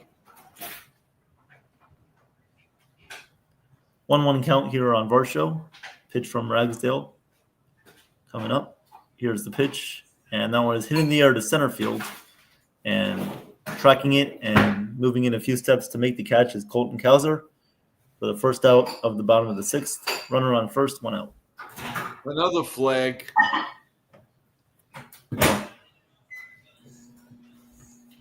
Just make it flag football at this point. Pee-wee football. I think it's on the Cowboys. Holding. So That I'll was get the ball when it's They'll get the ball on the 2-yard line. Yep. Up at bat for the Blue Jays is Ernie Clement.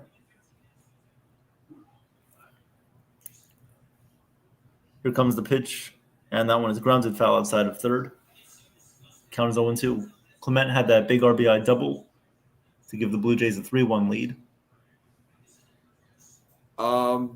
Alejandro Kirk is faster. Here comes the A cockroach is faster than Giancarlo Stanton. And I'm not being facetious. He will not run. He will not run, D. Touchdown Bills, 30th. as the pitch there from Ragsdale was hit on the ground. Shortstop Gunnar Henderson was flipped over to the second baseman for the second out of the inning, but Clement was safe at first. So 2 outs, runner on first for Joey Loperfido. Joey loaf of bread.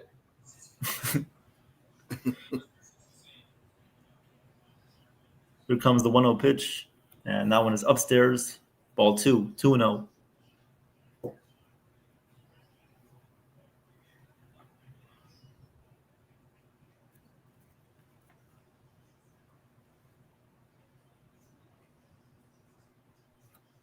Two-0 pitch coming up from Ragsdale to Loperfido.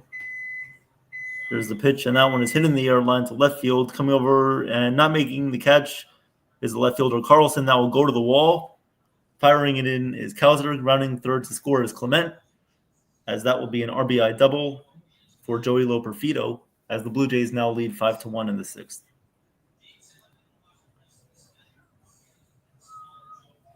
So the Orioles looking to get swept here in Toronto. They couldn't have at least given us one game. I mean, we're doing everything we can to beat Boston. The only thing they could do to help us is at least beat Toronto one of these games.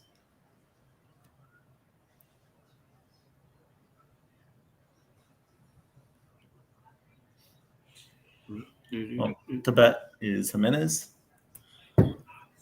Pitch from Ragsdale is in the dirt for ball 1. 1-0 count on Jimenez.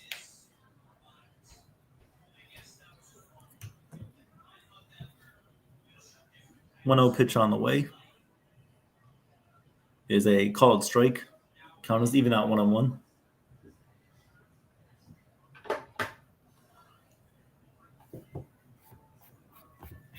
They're at the 50 and another flag. Yep, look to be offsides there on the Giants.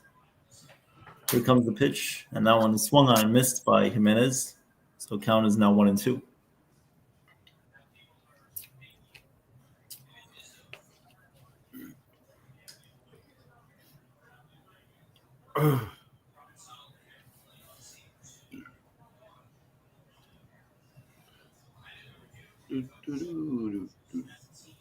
One, two on the way.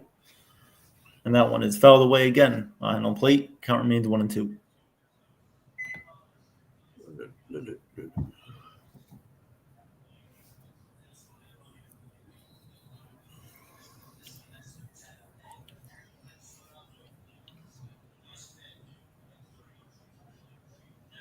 One-two pitch on the way here from Ragsdale is hit in the air to left field, and moving to his right to make the catch is Dylan Carlson in left field. So that will end the bottom of the sixth. We'll go to the top of the seventh with the Blue Jays up 5-1. Leading off for the Orioles will be Samuel Basayo, Kobe Mayo, and Colton Kauser. Let's give a little shout out to our sponsor once again. Hey fans, make your Disney dream come true. As a trusted Disney Universal Vacation planner, Lauren will help you plan an unforgettable vacation tailored to your family needs and budget. To contact Lauren today at LNGravel and at MickeyTravels.com or call 1-609-491-3416. You'll be glad you did. Tell Lauren that NY Yankee Mania sent you. And guys, everybody, don't forget tomorrow we have former All-Star, NBA All-Star Joe Smith with us live at 4 p.m. on the pregame show. So he's going to be live in studio. Joe Smith, by the way, had over 11,000 points in his career. Over 11,000 points in his career. And he will be with us tomorrow at 4. We have a big lineup this week, including on Thursday, Stephen Baker, the touchdown maker from the Giants Championship Club, will be here at 4 o'clock on Thursday, guys. It's a big, big week here on NY Mania. Come and join us, everybody. If you want to talk to a real live Super Bowl champion. So there's a lot going on here, guys. I suggest press the like button, subscribe, and you'll never miss any of the notifications. Remember, we'll be back tonight after the game, and we will do our number 1 post-game show on the internet right now, right here on NY Yankee Mania. So stay tuned, everyone. There's a lot happening. Tell all your friends, your family. We talk about all the teams. So by all means, come in and enjoy a really, really nice stream here. We're on about 3 to 4 times a day and sometimes 2 hours. So, and of course, these games, 3 hours. So we do a lot. You guys are number 1 in our book. So please come back later around 10:15. Now in for the Toronto Blue Jays in the top of the 7th is Luis Farland, right-handed reliever. Leading things off will be Samuel Basallo, the DH for the Orioles. 0 for 2 on the day. 0-2 count. Hey, I heard my own voice. 0-2 pitch on the way is in the dirt. Ball 1, 1-2. As Giants and Cowboys will go to the 4th quarter. Dallas up 17-16. Just can't wait for that one to be over. Hey, I heard my own voice. 1-2 pitch on the way here from Varland is swung on and missed for strike 3. Basallo strikes out swinging. What a bum. 1 out here in top of the 7th. Thanks for the help, Orioles.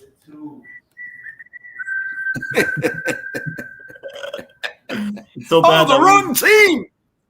It's so bad that we even have to play sound effects for the Blue Jays. That will bring up Kobe Mayo, who provided the only run on the day for the Orioles with a solo home run back in the 2nd inning. Pitch to him is fouled away, 0-1. John Fraza says, I want you to know the team that can beat their opponent and the referees. Well, it's not the Giants' fault that the refs. It's not the refs' fault that the Giants are undisciplined and they can't hold back from hitting the quarterback 3 seconds after he throws the ball. 0-2 pitch on the way. Swung on, I missed.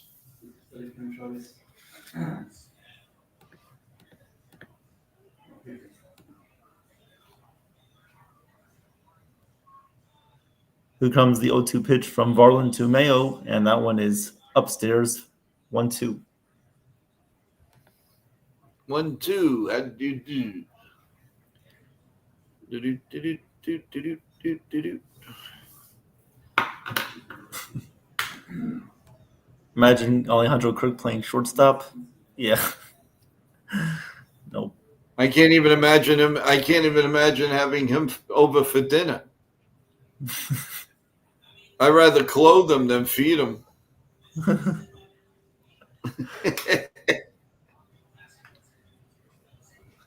1-2 pitch on the way coming from Varland. Here comes the 1-2. And check swing, did he go? Yes, he did. The pitch was in the dirt, but Mayo strikes out on the check swing. 2 away here in the 7th. Bottom 6, Mets lead the Texas Rangers 1-0. Let's see if they can hold on and win that game. Well, it would help the Yankees a little bit, that's for sure. Because Texas is driving for the last playoff spot. Yeah.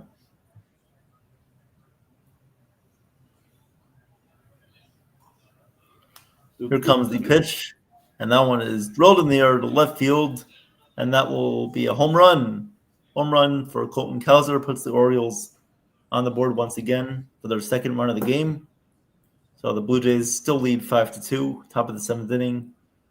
Solo home run by Colton Cowser. So that'll bring the Orioles a little bit closer. Cuts the lead to 5-2. 99-mile-an-hour fastball. Cowser drives it the other way, and it gets out in a hurry.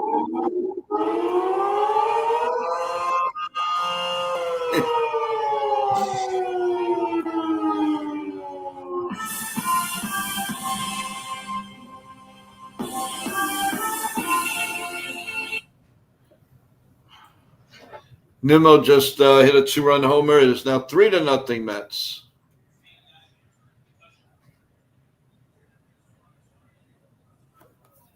Fourth That'll and bring up 14. Dylan Carlson. Yep, 4th and 14 for Dallas. You think they'll kick the field goal here? Yeah. I mean, Aubrey's a pretty good kicker. Here comes the 1-1 pitch to Carlson. That is hit on the ground to the shortstop Jimenez. He'll fire over to first base in time for the final out of the inning. 5-2 Blue Jays will go to the bottom of the 7th. Stand up, Toronto. 44-yard attempt, and it is good. Oh, he's on my fantasy team. Nice. Joe, want to play the 7th inning stretch song?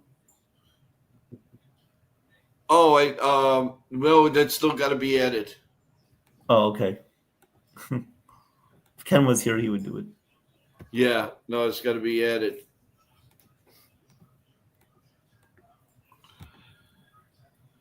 All right. Well, anyway, I guess we will hear again from our sponsor.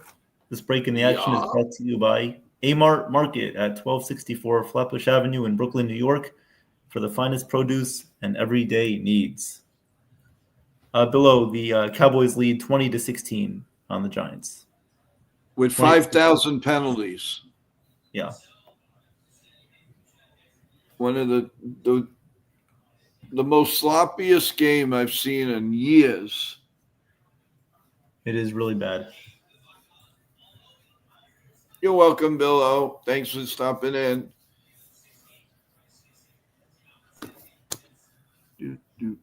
Michael, yeah, we are.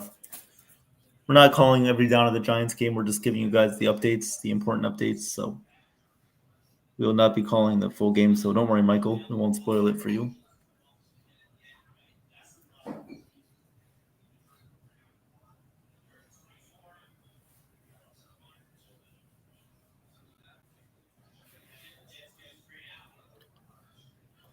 Oh, yeah.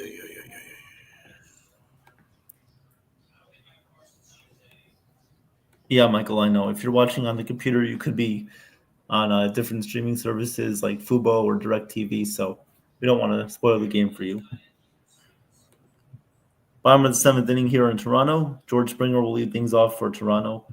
He has a double, a solo home run on the day, and 2 RBIs. Batting .302.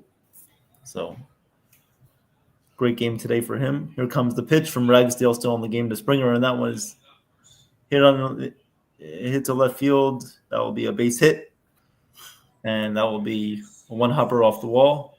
George Springer will be at second base for another double. So runner on second, nobody out for the Blue Jays here in the 7th.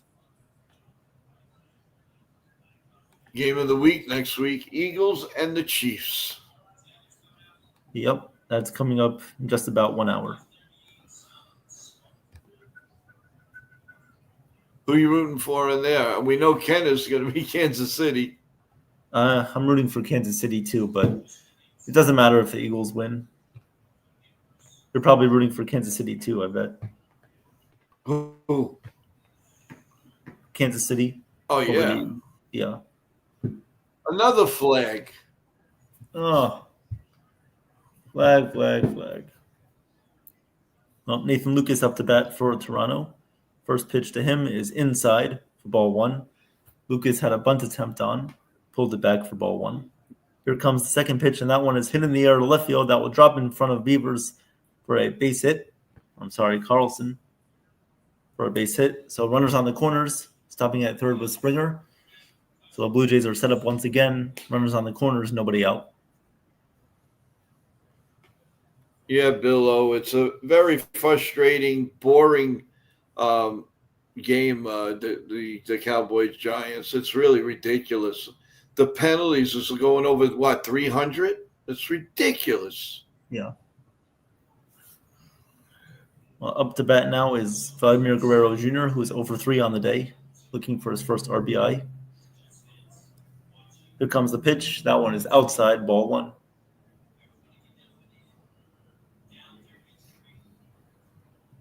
One and 0 on Guerrero. Ragsdale still in the game for his third inning of work. Here comes the pitch, and that one is swung on and missed. And looks like on the backswing, it caught the catcher's mask. So they'll take a second to make sure he is okay. That was Alex Jackson, the catcher. There'll be a 1-1 count coming up on Guerrero.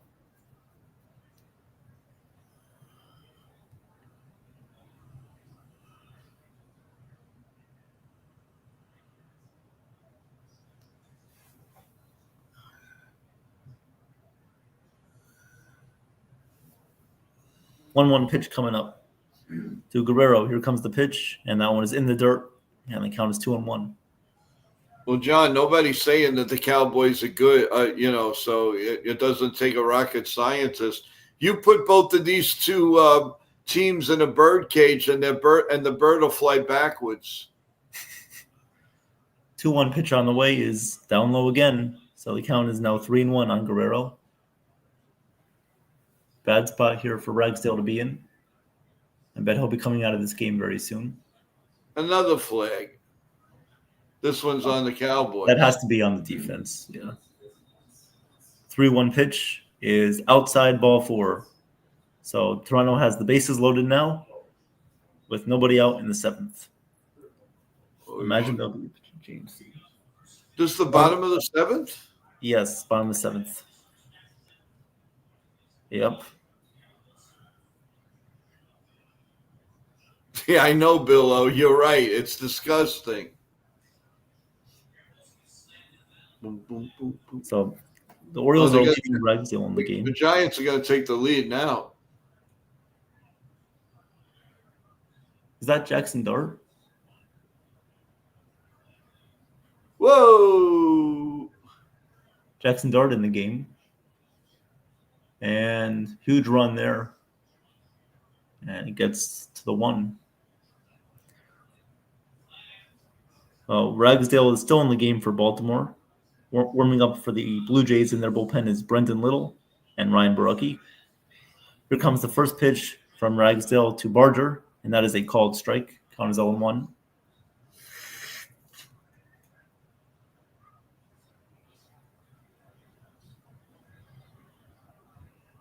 They got to score now. They better. Do. Here comes the pitch. And that one is hit in the air to left field down the line. That is a fair ball. All 3 runs will come around to score. And the Orioles are down 8-2 on Toronto now. A 3-run double by Addison Barger puts the Blue Jays up 8-2. Runner on second, nobody out. And that game is over.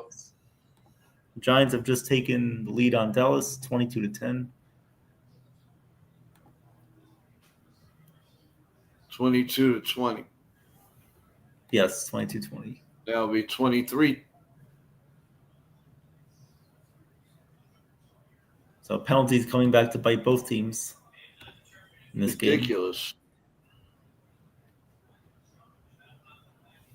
game. 23-20. Below, your buddy is a Cowboys fan. Yeah. It's kind of like Joe and I right now. I mean, we get along with the Yankees, but with this football, Giants and Cowboys, it's not the same. Nope. Alejandro Kirk up to bat now for Toronto with a runner on second, nobody out. Barger leading off second. 1-0 pitch coming up from Ragsdale to Kirk, and the pitch is a called strike. So the count is 1-1.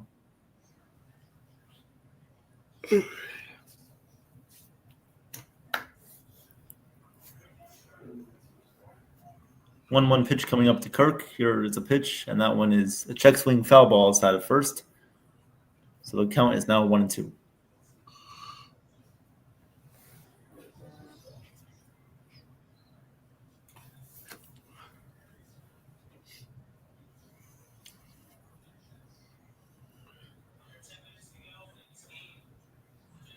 One, two count coming up on Kirk. Yes, Addison Billo. 1-2 pitch coming up to Kirk, and it is hit foul once again. So the count remains 1-2. John, you're a bozo. John, you're a bozo. Right away, you think that the referees aren't like umpires. They're real referees over here. Here comes the pitch, and that one is drilled down the line, and it will be a foul ball.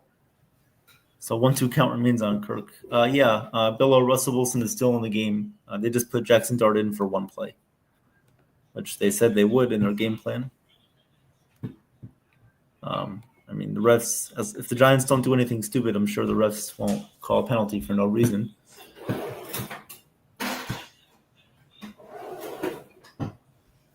Bottom of the seventh inning here. Addison Barger at second base with nobody out. 2-2 count here on Alejandro Kirk. Can you give me this soda? Here comes the pitch. And it is fouled behind home plate. Count remains deuce. Can you give me the soda?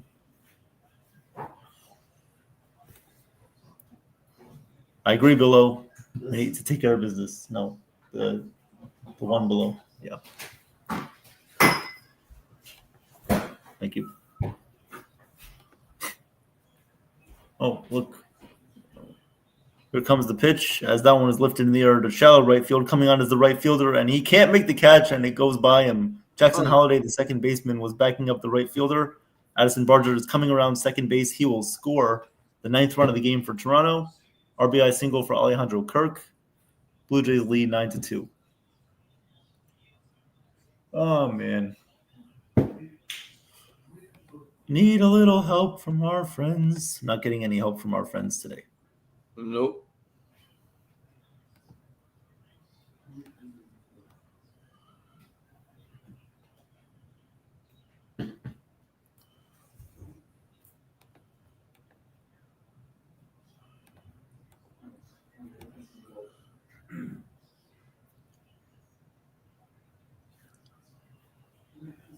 Nine 2 Toronto leads. Alejandro Kirk at first base in the bottom of the 7th. Tyler Heineman coming in to pinch run for Kirk as they will make that defensive substitution once we reach the top of the 8th.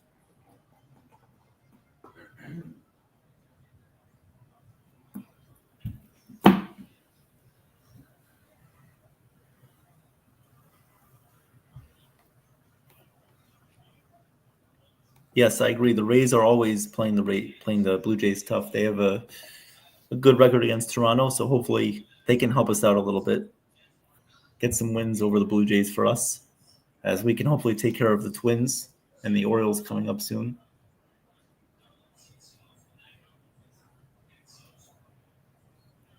Coming up to bat for Toronto is Dalton Varsho. 1 for 3 on the day. First pitch to him is upstairs, ball 1. Second pitch on the way to Varsho, and that is a foul ball. So count is even at 1-1.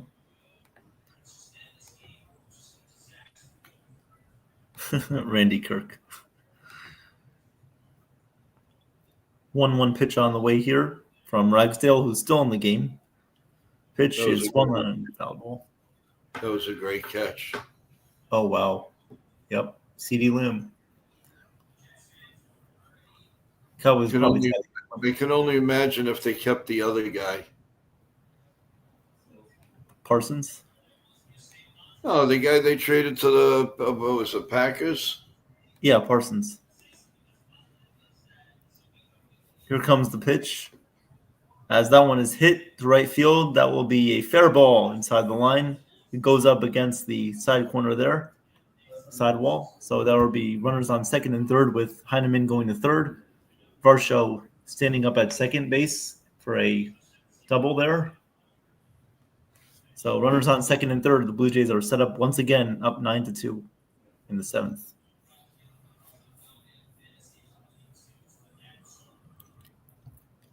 Coming up to bat is Ernie Clement, their second baseman, who was 1 for 3 on the day.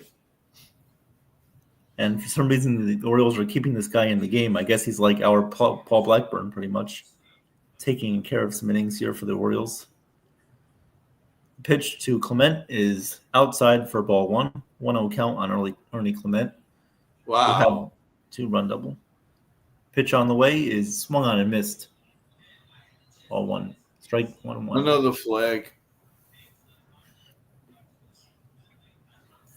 1-1 pitch is hit in the air, foul. So count is now 1-2.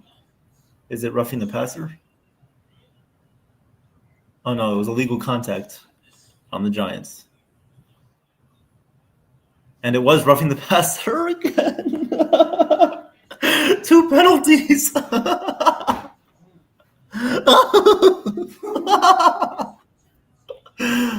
Oh my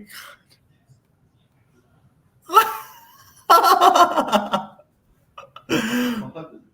Another big, dumb, fat bozo, Robertson Harris, hitting Dak Prescott late. Well, here comes the pitch to Clement, and that one is dribbled slowly to the shortstop Henderson, and it goes by him. It goes by him for an error, and 1 run will score. Heineman comes in for the 10th run of the game for Toronto, and Clement has an RBI infield single, which probably will go down as an error. Oh wow, the Giants actually tackled the guy. That's a change.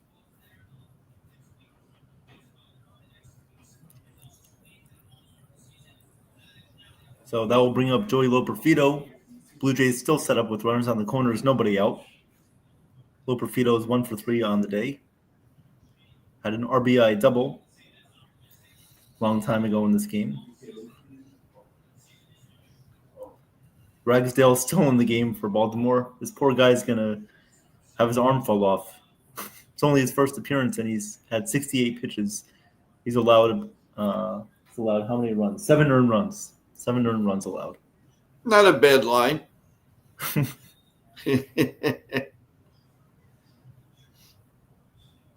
3rd and 5. Surprising, no penalties after 2 plays. Wow. CD Lamb. Mary had a little lamb. Dude. Pitch on the way to Loperfido is down low for a ball. 1-0 count.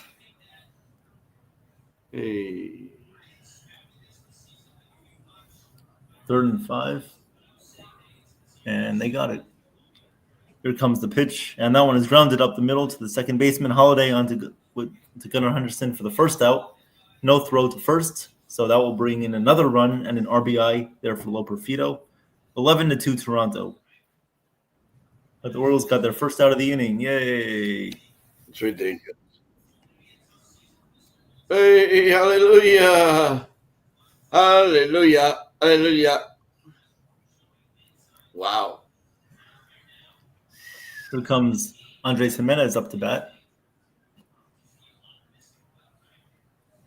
Pitch is fouled away. Count is 0-1.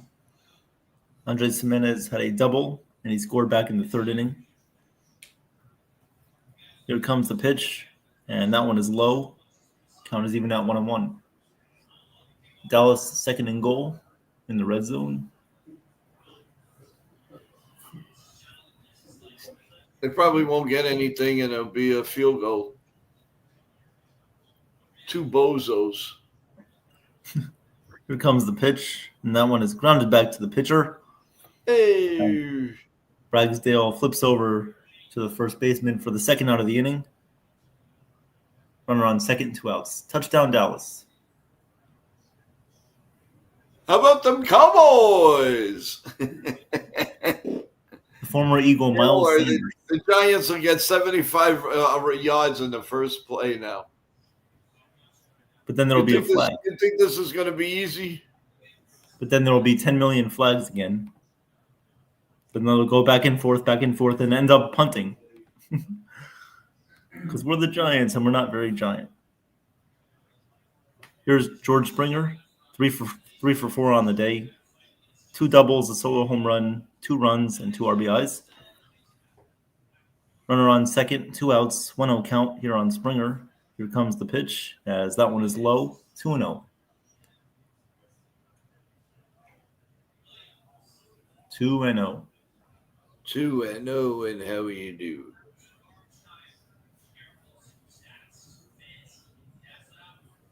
Here comes the pitch, and that is a called strike on the outside corner. Strike 1. Think Dallas would get those calls against Washington or Philadelphia? Don't blame the refs, John. Don't blame the refs. I'm telling you, Washington or Philadelphia wouldn't allow the Cowboys to go down and score all these touchdowns.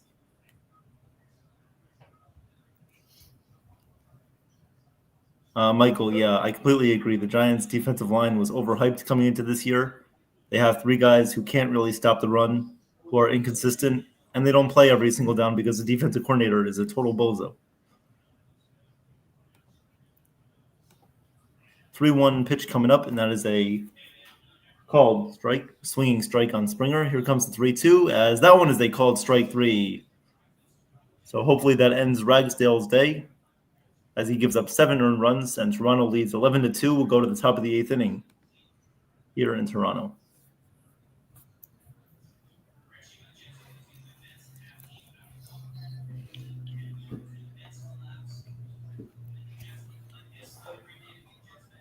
Coming up for the Orioles in the top of the 8th inning will be Alex Jackson, Jackson Holliday, and Dylan Beavers.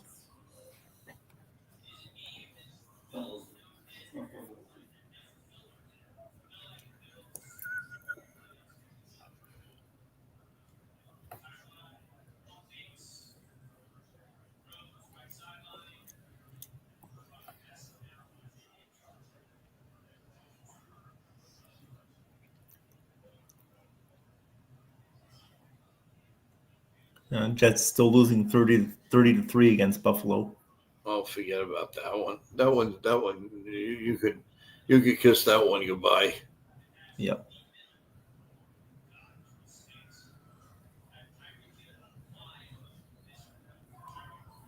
Coming in for the Toronto Blue Jays will be Ryan Borucki.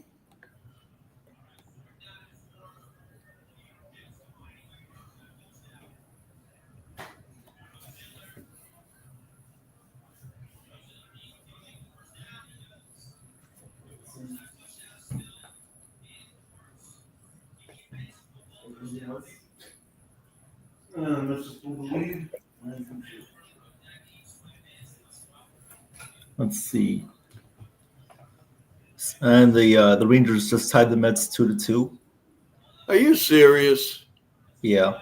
It was 3-0. I guess it was 2-0, and now it's 2-2. Yes. Phillies are still trailing the Royals 8-2. So the Phillies might have to wait another day to clinch that division. 6-3 Braves over the Astros. 3-2 Guardians over the White Sox. 2-0 Tigers over the Marlins. 3-1 Rays over the Cubs. 3-2 Cardinals over the Brewers. And the Brewers, who already clinched a playoff spot and probably going to win that division. So good for them. 4-2 no score in the Reds Athletics game, as that one is going to be underway in about 20 minutes. Same with the Dodgers and Giants, Angels, Mariners, Rockies, Padres. And our New York Yankees will be playing tonight at 7:10 p.m. on ESPN against the Boston Red Sox.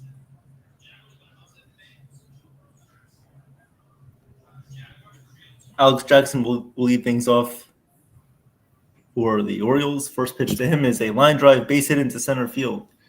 So the 9-run comeback starts now for the Orioles in the top of the 8th inning. That's the right-handed catcher we should have kept. Yeah. He's actually had a pretty good season with Baltimore. Hey, he was cleanup hitter. Top of the 8th.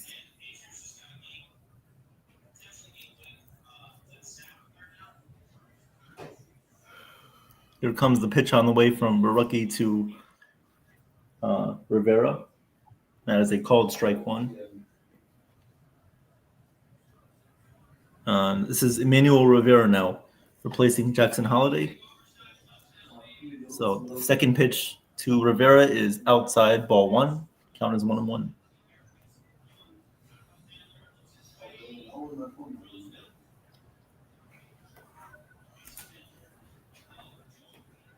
Here comes the pitch. And that one is hit on the ground to third, and Barger cannot make the play. The ball goes into left field. So the Orioles are set up with runners on first and second with nobody out.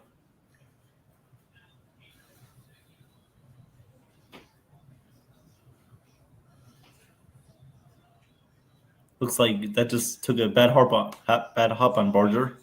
Hit off his chest and went into left field, so he will be all right.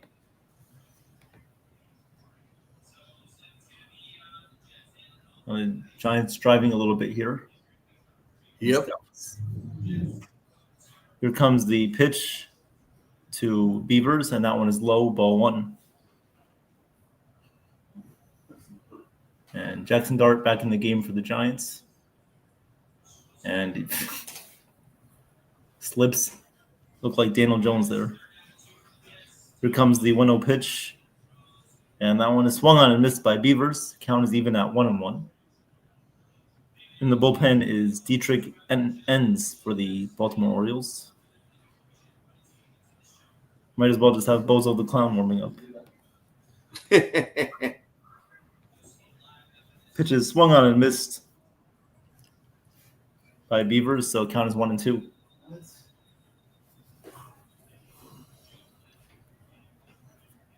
Here comes the 1-2 on the way from Barucki. In the dirt, ball 2. Watch this play. Yeah, he threw it behind him and dropped it. Yep. Can't even get the easy completions. So now they might as well, they're going to have to go for this. Because I don't trust the defense to hold the Cowboys one bit. 2-2 pitch on the way from Barucki. And that one is lined right to the shortstop Jimenez. He flips back over to Ernie Clement for a double play. Double play there for the Blue Jays. 2 outs, runner on first.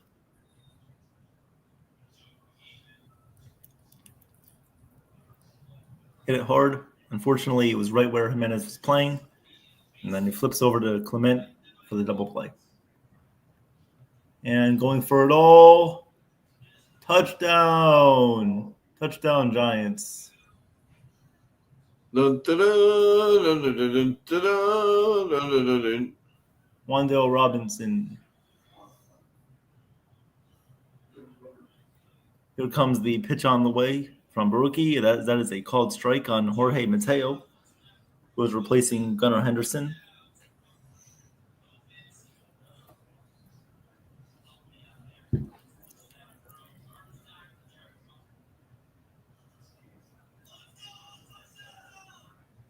Here comes the pitch, as that one is outside. Count is even at 1-1. 30-27 Giants lead. I told you they're going to win this game. Cowboys are going to go down and score a field goal Oh, my God. or a touchdown.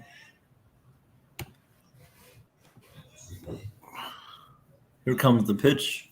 Inside on Mateo. Count is 2-1.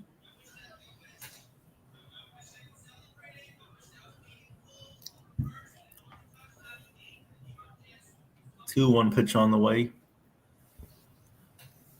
It is upstairs for ball 3. Count is 3-1.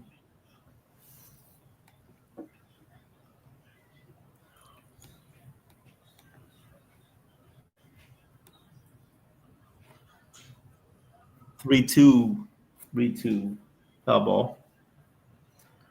So payoff pitch on the way here from Berkey to Mateo.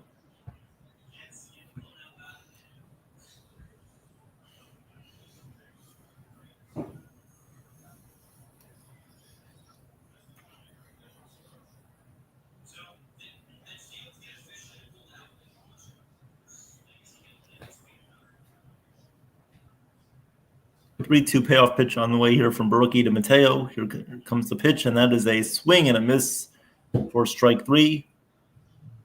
So Berkey gets out of the first and second nobody out jam. We'll go to the bottom of the 8th inning. Toronto leads 11-2. Let's hear from our sponsor once again. This break in the action is brought to you by Page Laundromat. Under new management, a friendly staff at 240 Page Avenue in Staten Island, New York.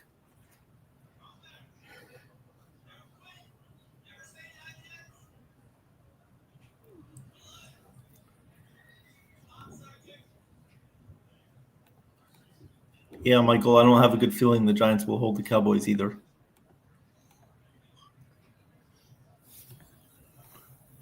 They'll probably go into overtime. Overtime, and then the Cowboys will win. You don't know.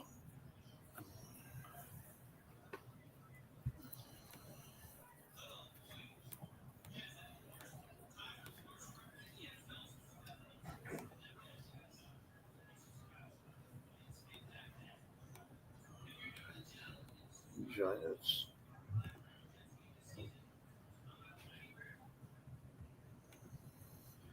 Giants in the dugout.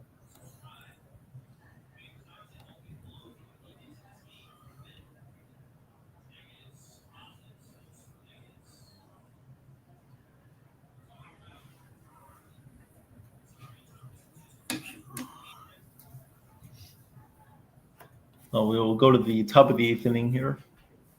Or I'm sorry, bottom of the 8th. Bottom of the 8th coming up. Leading off for Toronto will be Nathan Lucas, their right fielder.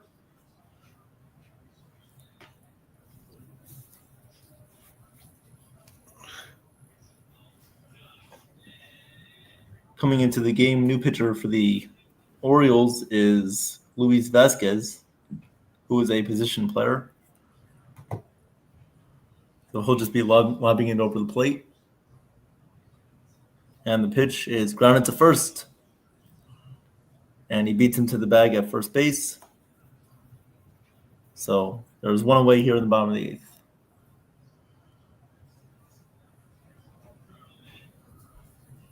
That will bring up Ty France for Toronto.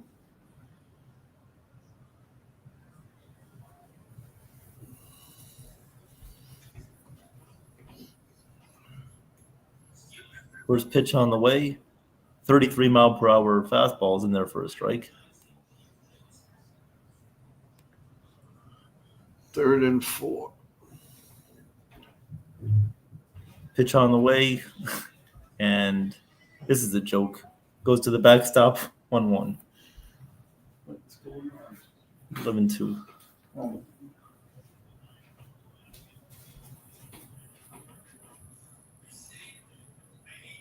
And 4th down. Here comes the pitch. Hit foul down the left field line. Count is even at 2-2.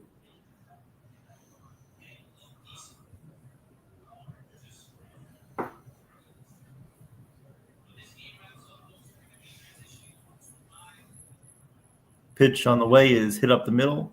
Nice play there by the second baseman. Fires over to first. Got him. 2 outs.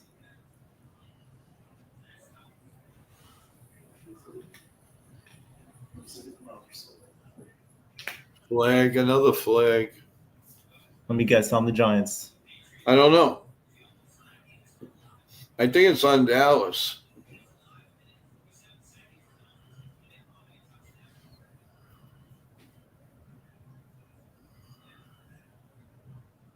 Nope. What? Who's on the Giants? Was it on the Giants? Yeah. Pass interference. I don't know how that's pass interference, to be honest. But okay. Oh, I guess it wasn't? No, it was. 2-minute warning. 2-minute warning. Michael, I'm waiting for you and Ken to call another Yankee game together. Yeah. Don't worry, Michael. Me and Ken and I will be calling another Yankee game very soon. So thank you for that comment. I really appreciate the compliment, Michael.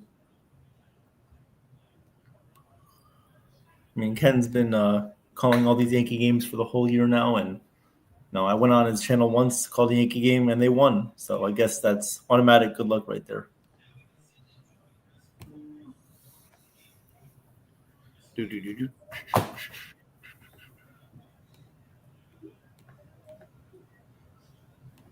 So we will go to the Ninth inning. Top of the Bottom of ninth. the top of the ninth. Yep. 11-2 Toronto leads. 11-2. Do.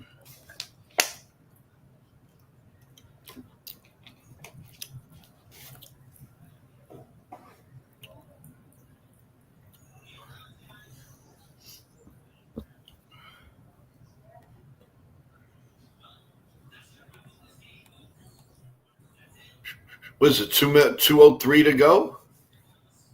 2-minute warning. So 2 minutes left. Cowboys have a first down. It's fixed, John. It's fixed. John, I don't know. I don't know anymore. I mean,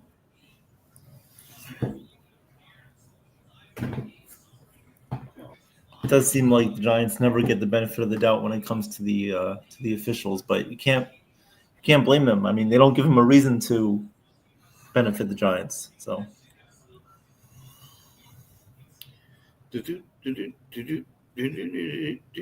all right, Brookie remains in the game for Toronto. First pitch coming up to Jeremiah Jackson is a ground ball to the shortstop. Jimenez will throw over to first in time for the first out of the inning. So 1 out in the top of the ninth. That will bring up Samuel Basallo. 0 for 3 on the day, 2 strikeouts and a ground out. First pitch from Barucki, lefty on lefty matchup, is a called strike 1, 0-1.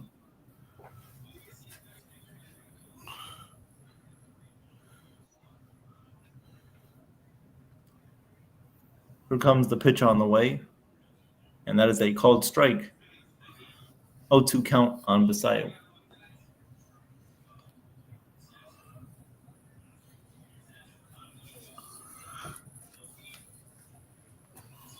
Comes the pitch, grounded foul.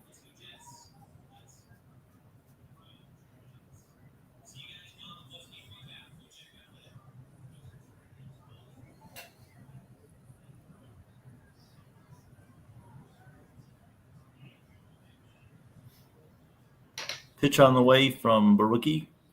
Hit in the air to shallow right field. Coming on is the right fielder and making the catch. That is Nathan Lucas making the diving catch in right field. 2 outs. 2 outs. Oh, Cowboys in field goal range. Dum. I told you, tie game. Don't rule out the touchdown, though.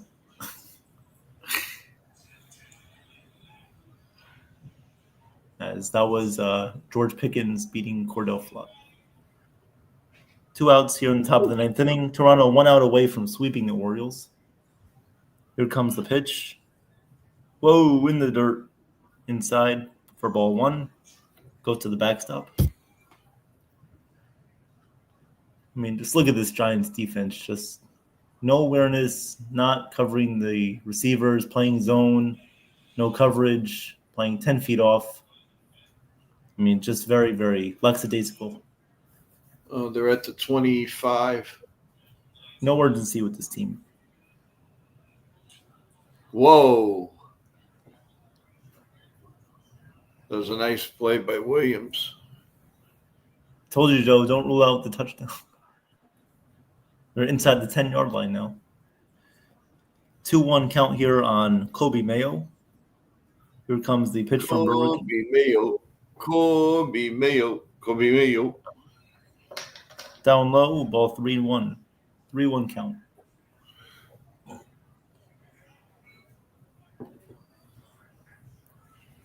Pitch inside, ball 4. So Mayo works a 2-out walk to keep the Orioles' hopes alive. That will bring up Colton Cowser. Moo. La la la la.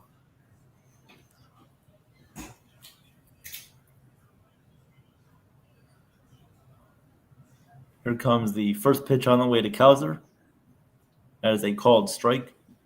86-mile-per-hour slider. 0-1. First and goal. Yep. Oh, it's only 59 seconds left in the game? Yep. Oh, man. Here comes the pitch as that one is lined to first. And that will do it as the first baseman gets to the bag, Ty France. And that will end the game. The Blue Jays win this one by a final score of 11-2. They sweep the Baltimore Orioles out of Toronto. They go ahead 3.5 games up in first place. We'll see how the Yankees do tonight. But now it's a must-win game. I mean, I believe we can sweep the Red Sox as long as we play our game, do what we've been doing these past couple of games. And let's hope we get the win tonight.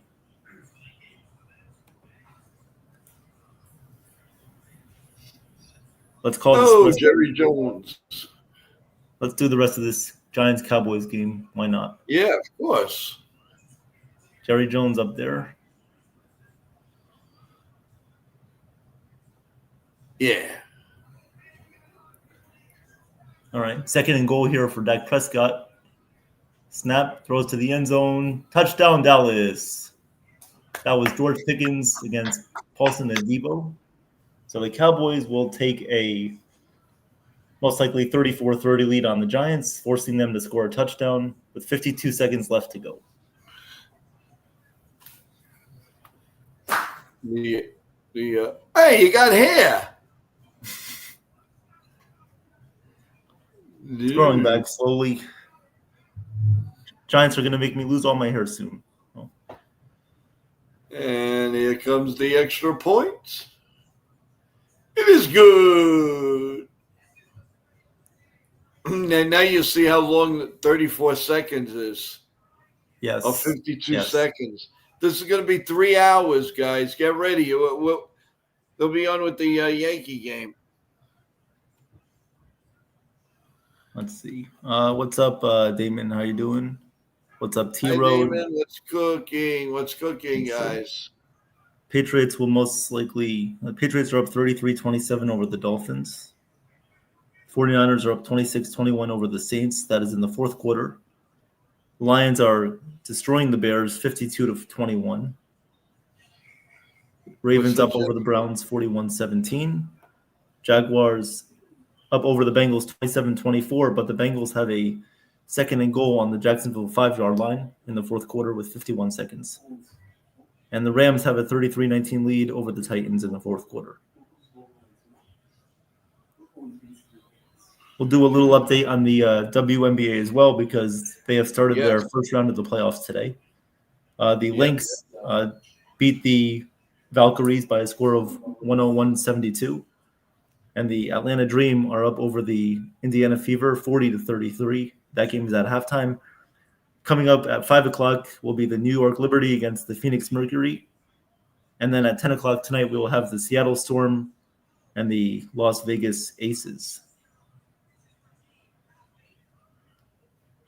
So welcome on in, everybody. Blue Jays got the win 11-2 over Baltimore. And we are now covering the end of this depressing Giants-Cowboys game. Game and team. Yep. Yeah, the Giants' defense is always terrible, especially when they need to be. After they allow a touchdown, it's always the same long pass. Wow, it was almost interference on the Cowboys. down the field, and yeah, that was just overthrown. Malik Neighbors couldn't outrun the cornerback there for Dallas. It was overthrown.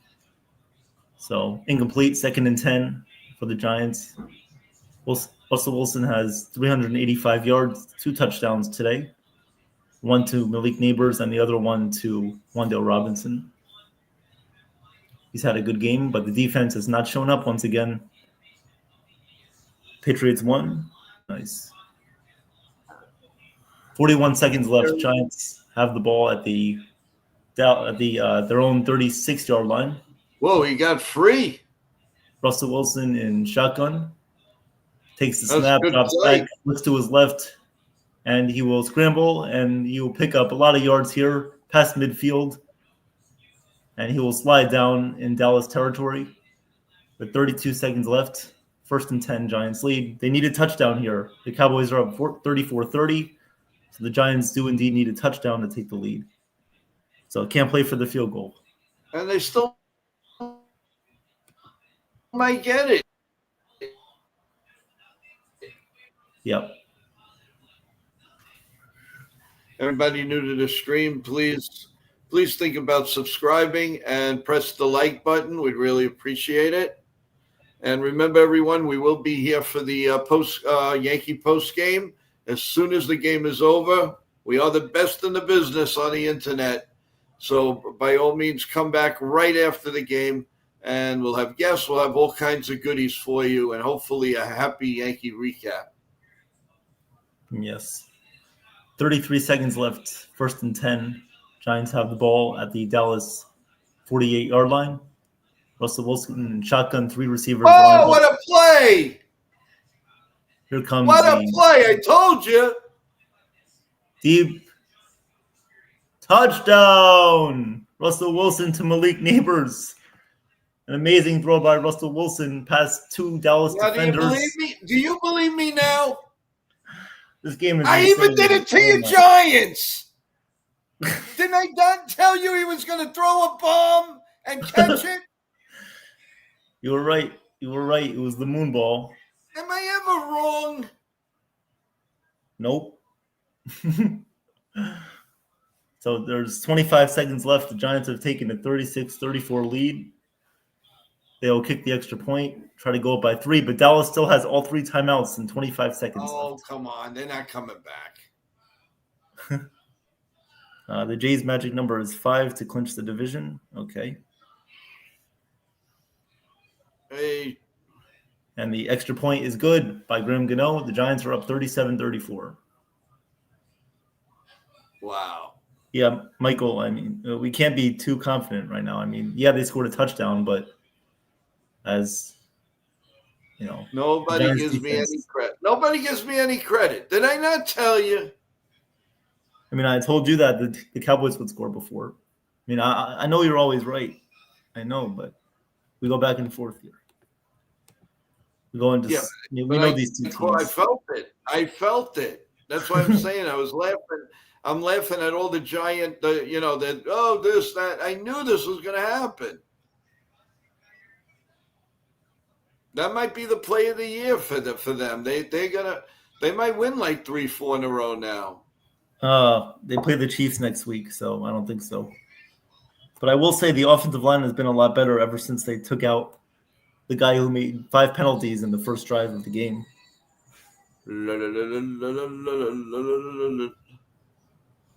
Well, I want to thank everybody for tuning in for the Red Sox Blue Jay game. Thank you, Blue Jay fans. Thank you, Oriole fans. Really appreciate it. Please think about subscribing. We got a lot of games with each other again. Maybe we'll see each other in the playoffs. Yep.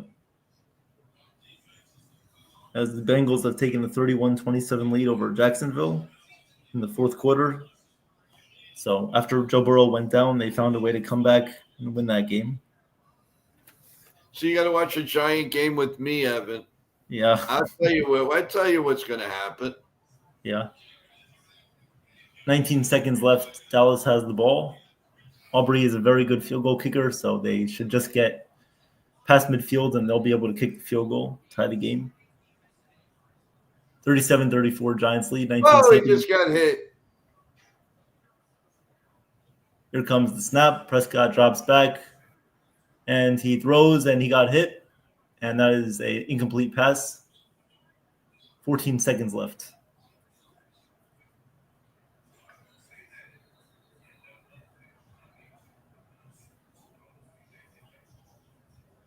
So he's got to do at least they got to run it about 30 yards to even have a chance for a field goal. What's up, Katie? How you doing? Katie. Oh, the thank you, D. The Yankee lineup is out. Okay, as soon as the game's out, we'll have a little Yankee pregame. Thank you, D.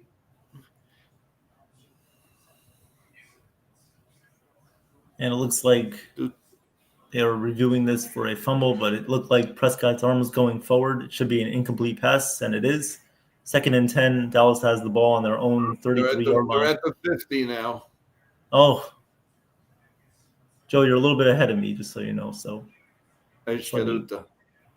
and that one is caught at midfield. The Cowboys will take their first timeout with 8 seconds left. I'm telling you, it's 3 hours. Oh, we already know what this is going to be.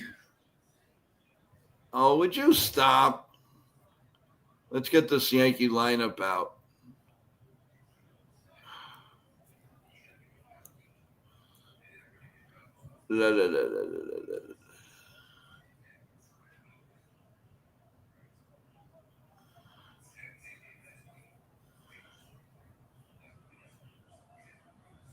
You find it? Yankees lineup? Yeah. Yes, I have it. Is Rosario in there?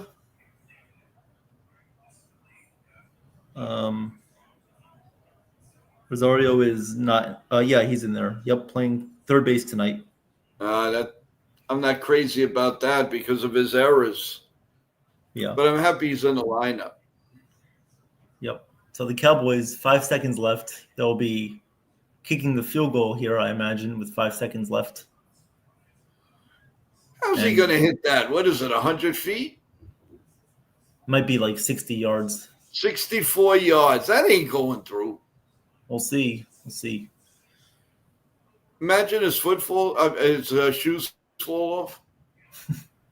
37-34. This is to tie the game here. 64-yard attempt by the Cowboys field goal kicker, Brandon Aubrey.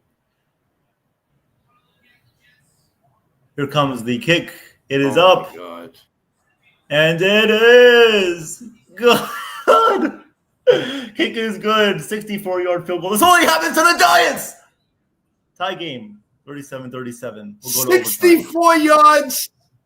I'm telling you, this only happens to my teams. Only to my teams.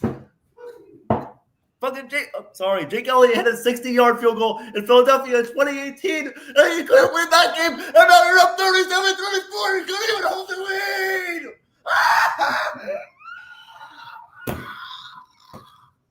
What's it gonna take? What's it gonna take to win in the city? What? Are you nuts or what? Joe, I've seen this so many years, 10 years of this, 10 years. Jerry Jones, nice and calm. 64. They better give that guy a big contract. Well, he's on my fantasy team at least, so I gained like 6 points for that. That's the good news. All right. Well, while that's going on, give the Yankee lineup. All right. I don't have it. You have it. All right. Yes, I have the Yankee lineup. Leading off and playing right field is Austin Slater. Oh, God. Batting second, DHing is Aaron Judge. Batting third, playing center field is Cody Bellinger. Batting fourth, playing left field is Giancarlo Stanton. Batting fifth, playing third base is Ahmed Rosario. Batting sixth, playing first base, is Paul Goldschmidt. Batting seventh, playing second base, is Jazz Chisholm Jr. Batting eighth, playing shortstop, is Jose Caballero. And batting ninth, doing the catching, is Ben Rice. Batting ninth? Okay. Not bad. All right. So I know agree with D. That's actually a pretty good lineup. not bad against Crochet, I guess, but I would have Ben Rice a little bit up in the order. I would have Paul Goldschmidt probably batting leadoff, and I would have Slater definitely down lower in the order. You're saying the Giants' defense stinks. How do you defend a 64-year? That's not 64 punt. I mean, yard punt. It's not their fault. What do you want from them? They allowed them to get. Allow them. What? Come on. What are the chances of making that at a 10? Maybe 3? I don't care. I mean, the fact that you even allowed them to get in position is not good. You can't allow them to get even within 70 yards because that probably would have been good from 70. It's terrible. It's a terrible philosophy. It's terrible. I mean, we've seen this for years. They score a touchdown. They play zone defense. They don't tackle. They allow touchdowns, and then they allow this, field goals, 60-yard field goals.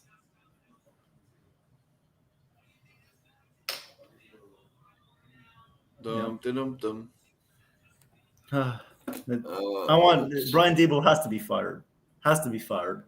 First, you fire the defensive coordinator because he's a bozo head, and then you fire the baldy Brian Daboll. La bozo.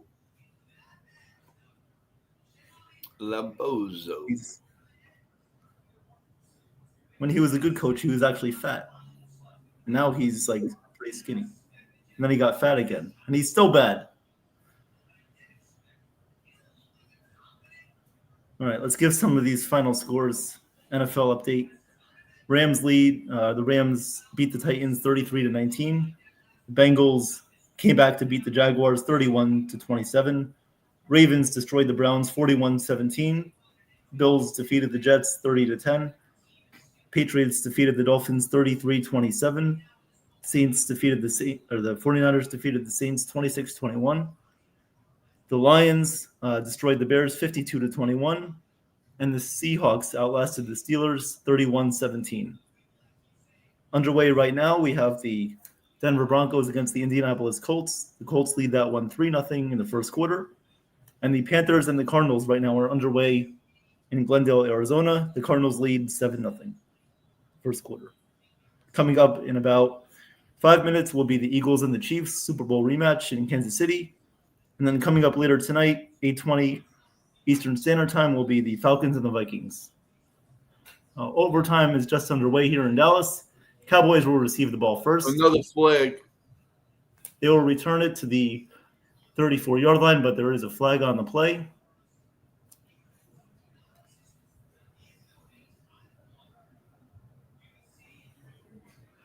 And it is on Dallas. So Dallas will be backed up. They should have just taken a knee there in the end zone to allow themselves to get back to the 35-yard line. Now, they did make a rule change in overtime, so if the Cowboys score a touchdown, the Giants will get a chance to respond. But then they're going to have to answer the same way with the touchdown. If they don't get a touchdown, they will lose the game. So Cowboys will set up here at their own, 15-yard line? Their own 18-yard line, 19-yard line. 1st and 10 for Dallas.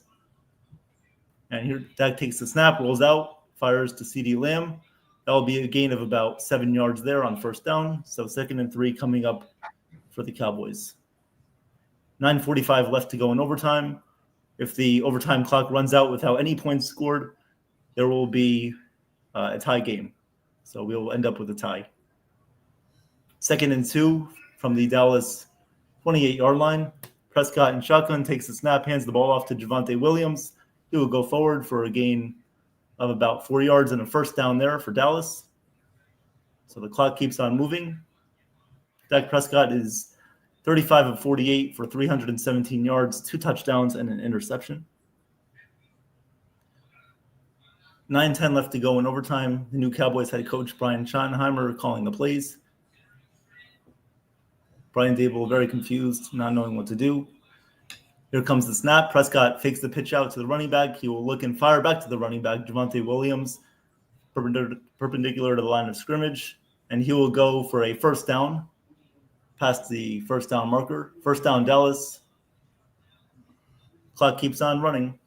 8:40 left to go in overtime. So Giants once again with about, zero effort on defense. Guys running around not knowing their assignments, playing zone, about playing 10 yards off the line of scrimmage. Here comes the snap. Prescott takes it, hands the ball off to Javonte Williams, and he'll be tackled there after a gain of 1 by Bobby Okereke. Second down and 9 coming up.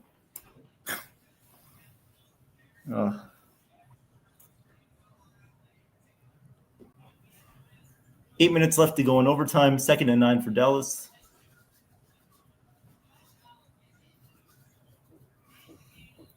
I agree, Michael. Shane Bowen has to go. This defense makes no sense. It was a lot better under Wink Martindale. First and 10, or second and 9 for Dallas here at their own 42-yard line. Prescott fumbles the snap, and luckily he falls on top of it. That will be about a loss of 3 yards.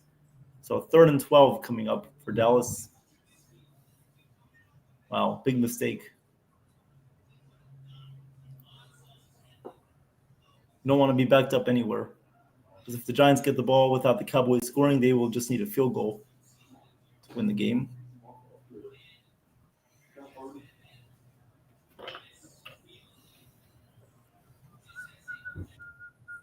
Third and 10 for Dallas at their own 41-yard line. Prescott. Giants are showing a blitz look from the interior defensive line. Prescott takes the snap, throws, and that will be an incomplete pass broken up by, who is that? Andrew Phillips. Yep. Cornerback Andrew Phillips breaks up the pass. 4th and 10. The Cowboys will have to punt.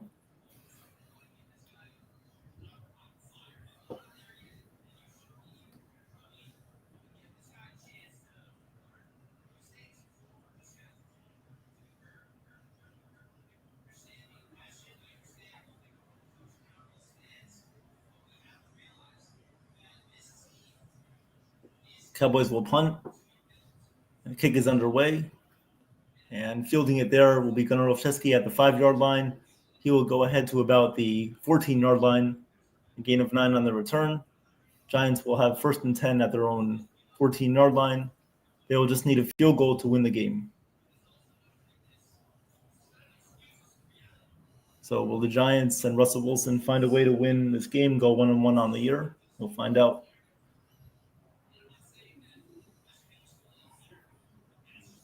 Russell Wilson, 433 yards on the day with 3 touchdowns, 142.5 passer rating,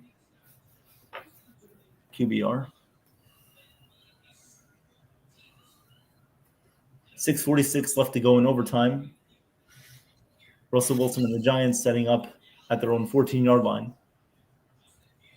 Giants look like they're in max protect. Russell Wilson, in I formation, takes the snap, play action.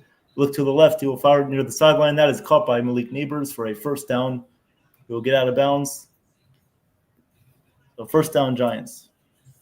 6:35 left to go in overtime. Clock is still running.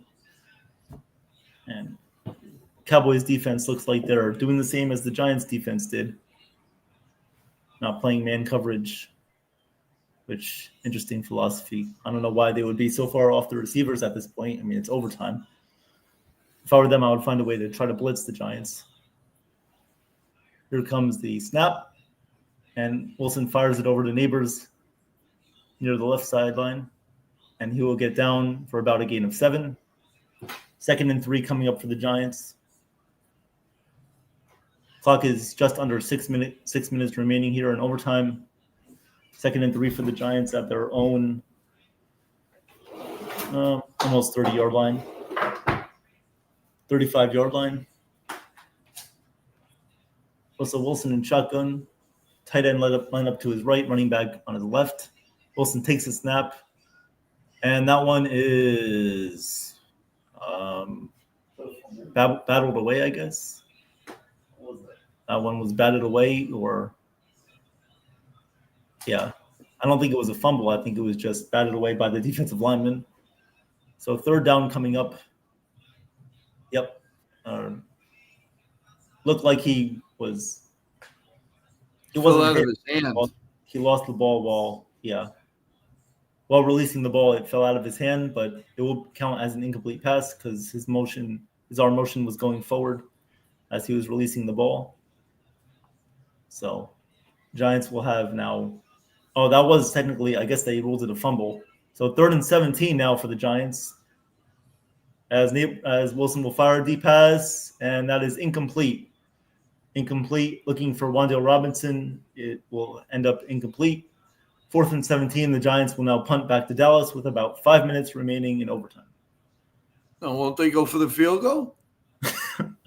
Yeah, about a 86-yard field goal. Why not? Yeah, why not? Yeah, it's not the worst idea. Maybe they can just borrow the kicker from Dallas for that field goal. They'll win. Bad catch. Here comes the punt. And nope. And making the fair catch there is Tolbert for Dallas. Cowboys will set up with good field position here, looking to win the game on a field goal.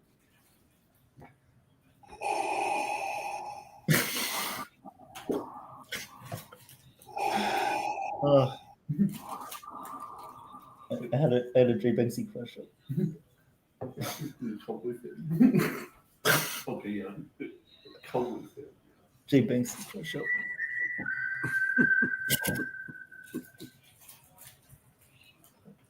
Yeah, bro, I'm playing fantasy. Yeah. I did 2 is 19 points. Yeah.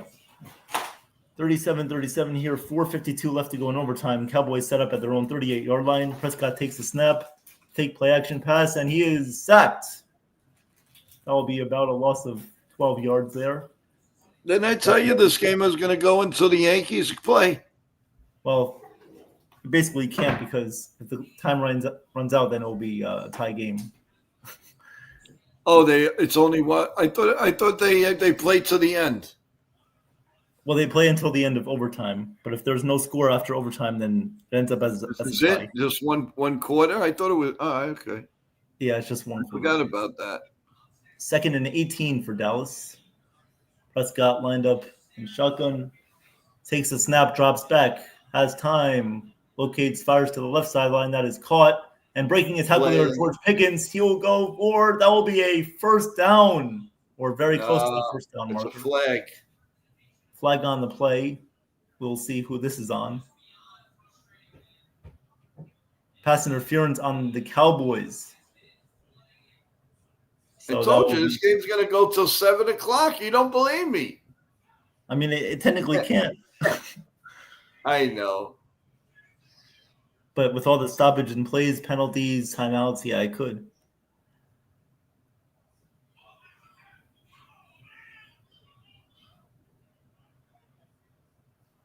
Yep. So second about what 30, 2nd and 33 for Dallas, 2nd and 29 for the Cowboys, backed up near their own end zone.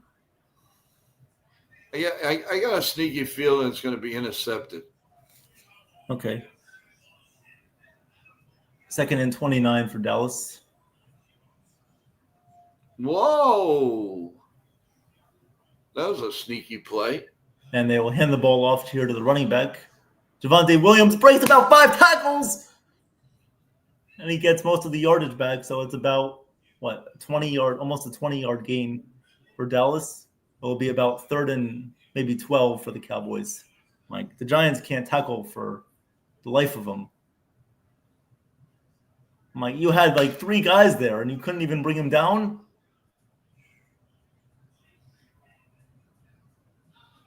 So 3rd and 10 for Dallas as they get 19 yards on that play. 3:52 left to go in overtime. Cowboys back at their original 38-yard line where they began the drive. Here comes the snap, and the play clock is running out at 2 seconds, and the Cowboys will call a timeout. Their second charge timeout of overtime. So We will do the third down very here shortly. Yeah, Michael, the Giants miss a lot of tackles. A lot of tackles.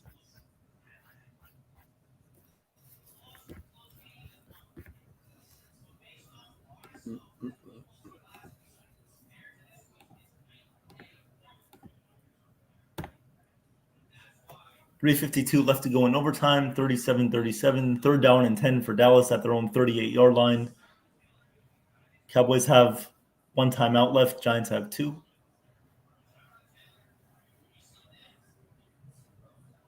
Third and 10 for Dallas.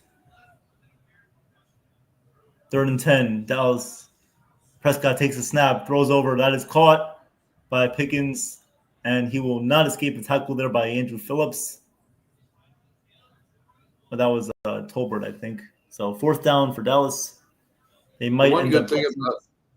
thing about this is no commercials. Yeah.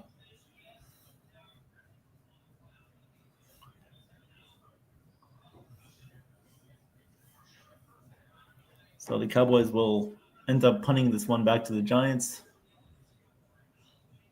4th and 5, 3:15 left to go in overtime.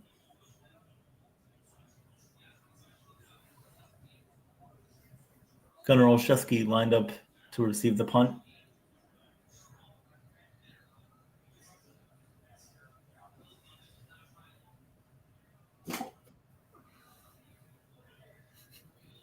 And the Cowboys will take a delay of game penalty. Why?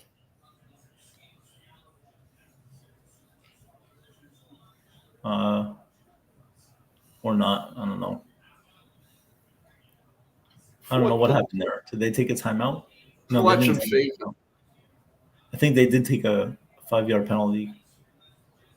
4th and 10 now. Yeah, 4th and 10. Cowboys are going to punt. I think they're just trying to give more room for the punter. Gunnar Olszewski is there for the fair catch. Or not the fair catch. He's going to take this one back to the 20, to the 30, gets across the 30 to the 34-yard line. So the Giants will set up there at the 34-yard line. Russell Wilson and company back on the field. And I guess no commercial break. So Fox guess they don't have to pay any more bills because they've shown a lot of commercials in this game already.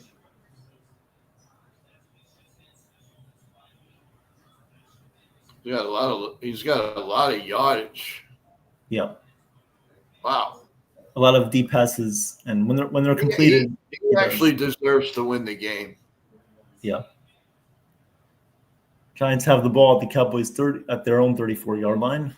Russell Wilson takes the snap, looks left, and the running back there is tackled way behind the line of scrimmage for a loss of about 4 or 5 yards. So second down coming up for the Giants. What is Bowen's defensive strategy? I have no idea what is. I mean, his philosophy is terrible. I mean, he barely sends any blitzes. The cornerbacks are basically in zone coverage, even when they should be in man coverage. The pass rushers don't play enough snaps together. I understand we have some injuries right now on defense, but that means they should be on the field more. They should take on more of a role in the defense, and then Bowen is not doing that. Doesn't make any sense. Bozo. Here comes the Russell Wilson, throws it up there. Nobody there for the Giants. Intercepted by the Cowboys. Luckily, it was a deep pass, so they're not in field goal range yet. 2 minutes to go in overtime. The Cowboys will have a chance to win on a field goal after the break. I'll be right back. Oh my. What is this game? Hey. All right, let's do a little scoreboard update while we wait. Let's see what we got here, guys. All right. So Texas and the Mets 2-2 in the 10th inning. The Diamondbacks lead the Twins 6-4, bottom 8. Cardinals lead the Brewers 3-2. Cardinals gave the Brewers a lot of trouble this weekend, bottom 8. The Cubs have taken a 4-3 lead on the Tampa Bay Rays in the 8th. Bottom 2, the Dodgers won, the Giants nothing. Cincinnati 3, the Athletics nothing, top third. Mariners 2-0 on the Angels, bottom 2. The Padres 3-0 over the Rockies, top 2. The Nationals and the Pirates. Nationals beat the Pirates 4-3. Atlanta 8-3 over Houston. Let's see, the Royals over Philadelphia 10-3. As you heard here, right here on NY Mania, the Blue Jays beat the Orioles 11-2. The Tigers 2-0 over the Marlins, and the Guardians 3-2 over the White Sox. That is your MLB update as we speak. And now Evan will take us to the rest of the game. 2 minutes left in overtime.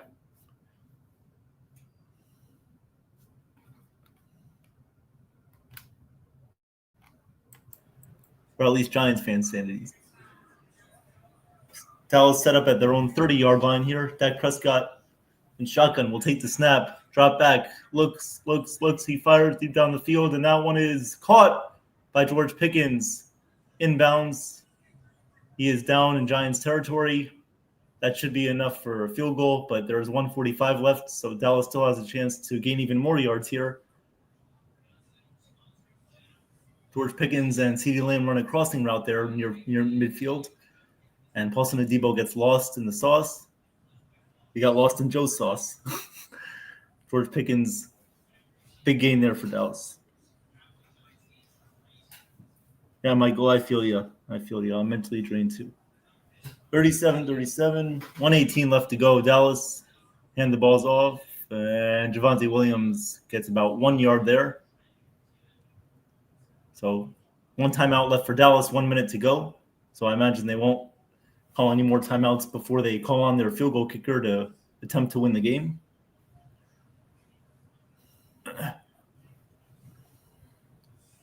Yeah. I don't know how any Giants fan could still root for the team if they lose this game. I really don't. They were both bad. Come on, it's not a good game. So it goes deeper. It goes deeper than just this year. 35 seconds left. Prescott will take the snap, looking to his left, escaping the pocket. He will run, and that will definitely be enough territory for field goal yardage. Prescott slides down for the first down to the 20 or 35-yard line, and Dallas will just run the clock out until it gets to about 5 seconds. They'll call a timeout, and they will attempt to win the game on a field goal. D, to answer your question, I started the channel late March, Yankee opening day. Actually, we're just doing this a little bit extra. If you want to talk, you could send us you could send me an email at joeyankees28 at gmail.com, and we can talk if you'd like. 4 seconds left. Aubrey on to attempt let's see how many yards this will be. Probably about 40 yards, I would say. Brandon Aubrey coming on for the win. 46-yard attempt for Brandon Aubrey here. Looking to win it for Dallas. Looking for their first win of the season. Jerry Jones looking on from the box. It's usually him, Stephen Jones, and his wife, I think, usually there. Just another day in Giants land. Just another day. Oh, Sherry, you're a Packers fan. Awesome. Awesome. I wish I was a Packers fan. My second favorite team is the Packers. I think I should make them my first team. I think the Packers will have a good season, Sherry. I do. 46-yard field goal attempt here for Brandon Aubrey. 4 seconds left to go in overtime. Here's the snap. Here's the kick. It is up, and it is good. The Dallas Cowboys, congratulations to Joe and all the Cowboy fans out there. You get your first win of the season. go to 1-1. I'm And not then- going to celebrate this win because they stink. It was penalties. It was. You can't listen. If you beat the Giants like that, what are you going to do with really good teams? I'm not celebrating. I mean, listen, the owner does because he owns the team. But I'm not going to sit up here and gloat. I'm not going to gloat to this game because they play like garbage. Yeah. You know, I know the final score, but Bull, I can't be proud of this game. I would never be proud of this game. Mhm. It's a comedy of errors. Yeah. It was nothing but penalties. To be honest with you, it should be half a point each. And I'm a Cowboy fan, and I'm saying that. Yeah. Anyway, the Giants are just a really, really bad team. Again, they lose in Dallas for the 9th season in a row. So I don't know. I'm done. To let you know, we do have we have different tiers of people on the show. We have a morning show at 8:30 in the morning, and Evan is with me in the morning. In the afternoon, we have Nitin. He gets you will if you just joining us. Nitin gets a lot of the guests. He has his own sports production. Also, we have Nick, Chef Nick. We have Ken from The Ugly Truth. We have it's a great group. We have I'm very excited with this channel, and we do a lot of fun things. We've had a lot of great guests in 5 months. We've got a lineup like you wouldn't believe. We're going to be doing a show to celebrate our troops on November 11th. There's just a lot of things that are going to be on here, and we do take requests on different things.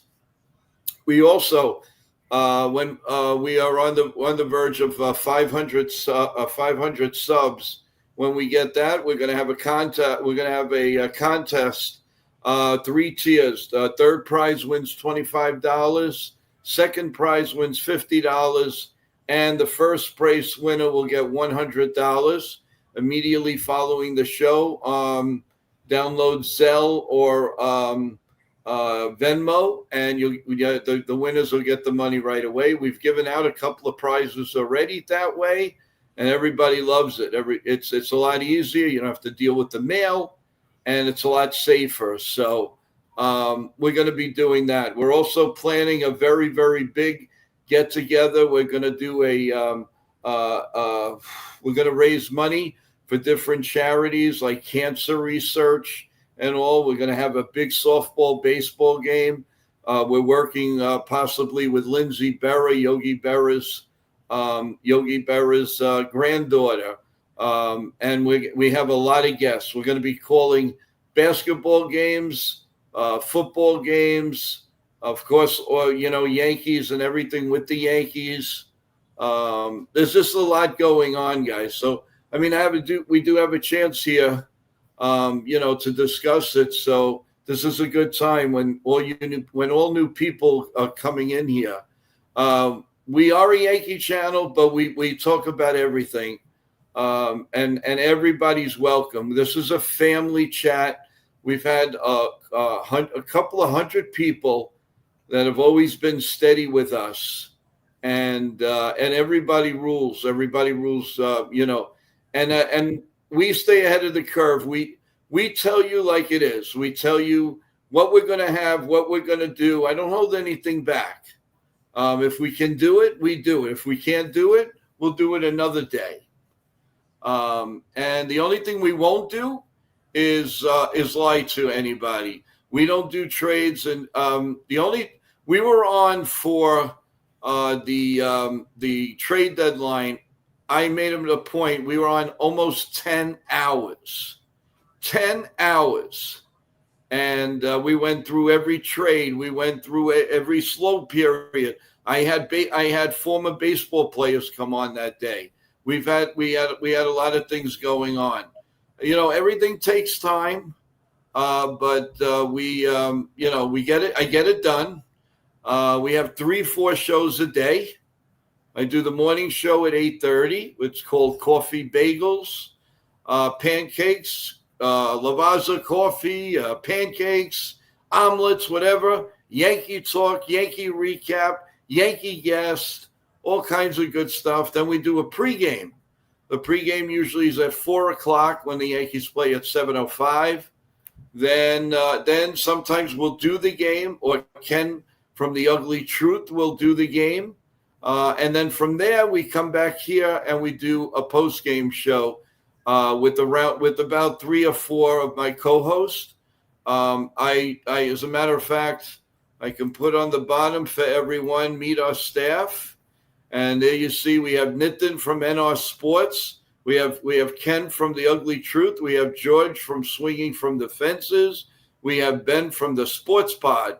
Sean Browning from right here at NY Yankee Mania. Evan right here from NY Yankee Mania.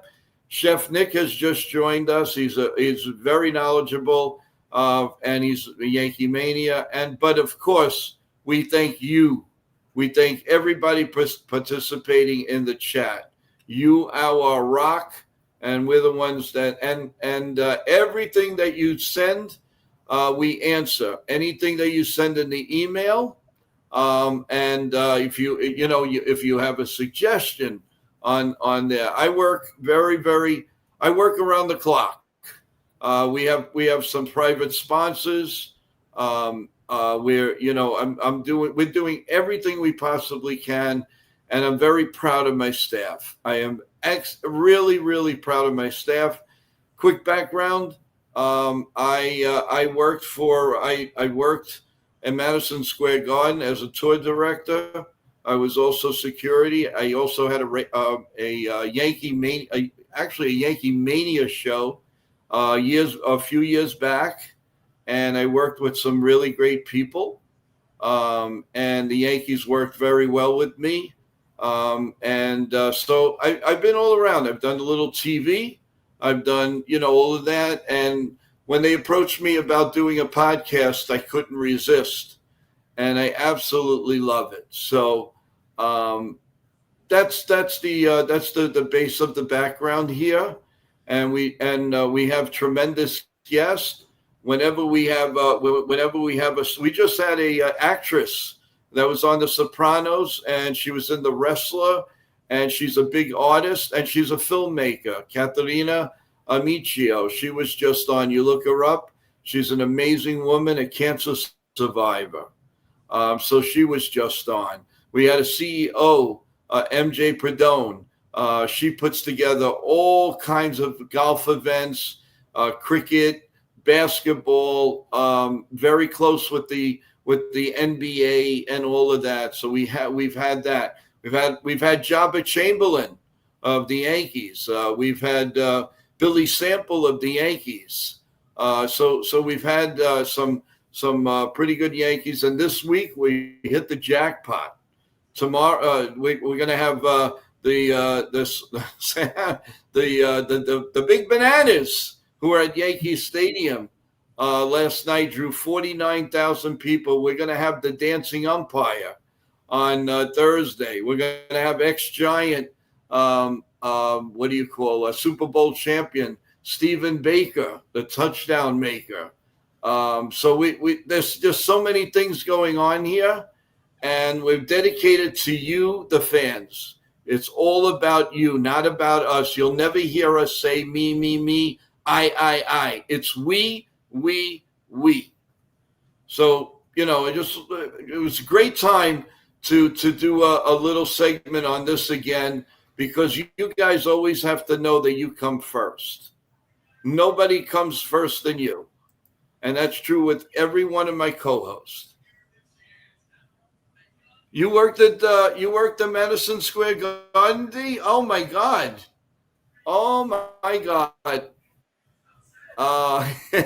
What year did you work there? If you don't mind, saying it. That's hysterical. That's great. Do you remember the program like Fans First and all of that? I was involved with that. Yeah, let us know. By all means, give me a call. Come on, I think they have a much better season. I'm not a Rangers fan either. Okay. But so Evan, a little thoughts on the Yankee lineup, and and I mean we've been on for 3 hours and 30 minutes, but we do have a little bit of time. Yeah. And So the Yankee lineup. Yeah. Yeah. Okay. Yeah, let's go through the Yankee lineup. Let's dissect it a little bit, and Sure. we'll do a little backup. Sure. So the Yankee lineup today, I expected most righties to be in there against Crochet tonight. I expected Goldschmidt to be leading off, but we have Slater leading off instead. I guess it kind of makes sense. I mean, he has, let's see. I mean, he doesn't have any stats against Crochet, but they tried him at leadoff once. It didn't work out very well, but I imagine, them going with this game plan today, it's a good thing that they still have Goldschmidt in there. They have Rosario in there. They have Dominguez, who's a switch hitter. Or do they have Dominguez? No, they don't. No Dominguez. So they have 1, 2, 3, 4, 5, 6 righties in there. So their lefties are Bellinger, Chisholm, and Rice. So I did expect, I did expect more of a righty lineup today. I didn't expect Slater to be leading off. I probably expected Goldschmidt to be leading off. I mean, he does have not terrible. He doesn't have a terrible number against Crochet. He's 13 at bats against him, 0.77 batting average. So I guess they're actually going with the right analytics this time. But we'll see how Slater does against Crochet leading off. Obviously, I think we can trust Judge and Stanton to do their jobs. Surprised that they're not back to back, but against Crochet, I would imagine you want to mix up the lineup a little bit because if they bring in a righty reliever, and you don't want all righties in there at the same time. So that makes sense, breaking up Judge and Stanton with Bellinger. Rosario, Joe mentioned his defense. Yeah, a little nervous about his defense. But if he can get on base, get some hits for us, be productive, I think that will outrule his defense, and he should be okay. Jazz just has to keep doing what he's doing, work it up bats against the lefty. Crochet is probably the toughest lefty he's going to face all year. So let's hope he continues what he's been doing. This series has been great. One home run away from a 30-30 season for Jazz. So that's a great accomplishment. And, the Yankees they're trying to experiment a little bit against Crochet. It's their 4th time facing him. They haven't done well against him all year. Their only runs against him have been through home runs. So let's see what they can do tonight. They're trying a different approach, a different order of the lineup. I don't mind it. Let's see what happens. Yeah, I know. I agree with you 100%. I've been saying it all along, game by game by game, inning by inning by inning, as you know my motto, and my golden boy, all about that. But no, listen. Bottom line is, I think they put Crochet on a starving board, and I'm sorry, I just don't see it. I think they can beat him tonight. I mean, obviously anything's possible, but all I know is that we're gonna play hard. They know they know the score. They know that right now, again, they can't lose. They lose a little bit more ground, and that's that will hurt us. But I do feel that we're gonna play good, and then don't forget. Oh, and also tonight in the post game, we'll dissect the next series. You can't take them. You can't take them lightly either. You can't go in there and say, "Oh, it's all right. We know we got this team's number anyway." So no. They got to go in there thinking they're playing the best team in baseball. And they got to put their best foot on. You don't want to go back. Let's say they have a great game tonight. All right. Yeah. Let's say they have a great game tonight, And then they go over there and they go, no, you're not going to do that. And they got to play smart, Evan. If Volpe is not ready, don't play him. Right. Don't play him. I really, it makes no sense. It really doesn't. And as I said, if and when, not if, but when Giancarlo Stanton gets hot again, and of course the bottom of the lineup is what's troubling me. If they wake up, American League's going to have a problem, my friend. The American League's going to have a Yankee problem on their hands. Yeah, they really are. Yeah. I'm telling you, they are close. They've had a crazy year, as we all know. Sometimes they look great in the beginning, then they were average, then they stunk, and now little by little they're becoming good again. They're getting good at the right time. They really getting good at the right time. I have the two fears. My two fears are complacency against the Twins and what's going to happen with the bottom of the lineup. My opinion, break one of them up. But the thing is, I don't know where you're going to put them. You cannot change Volpe. Enough with him batting fifth or sixth. I want him ninth. Take the pressure off the kid. Let him excel down there. Don't move him. But the thing is, the trick right now is, where do you put Wells?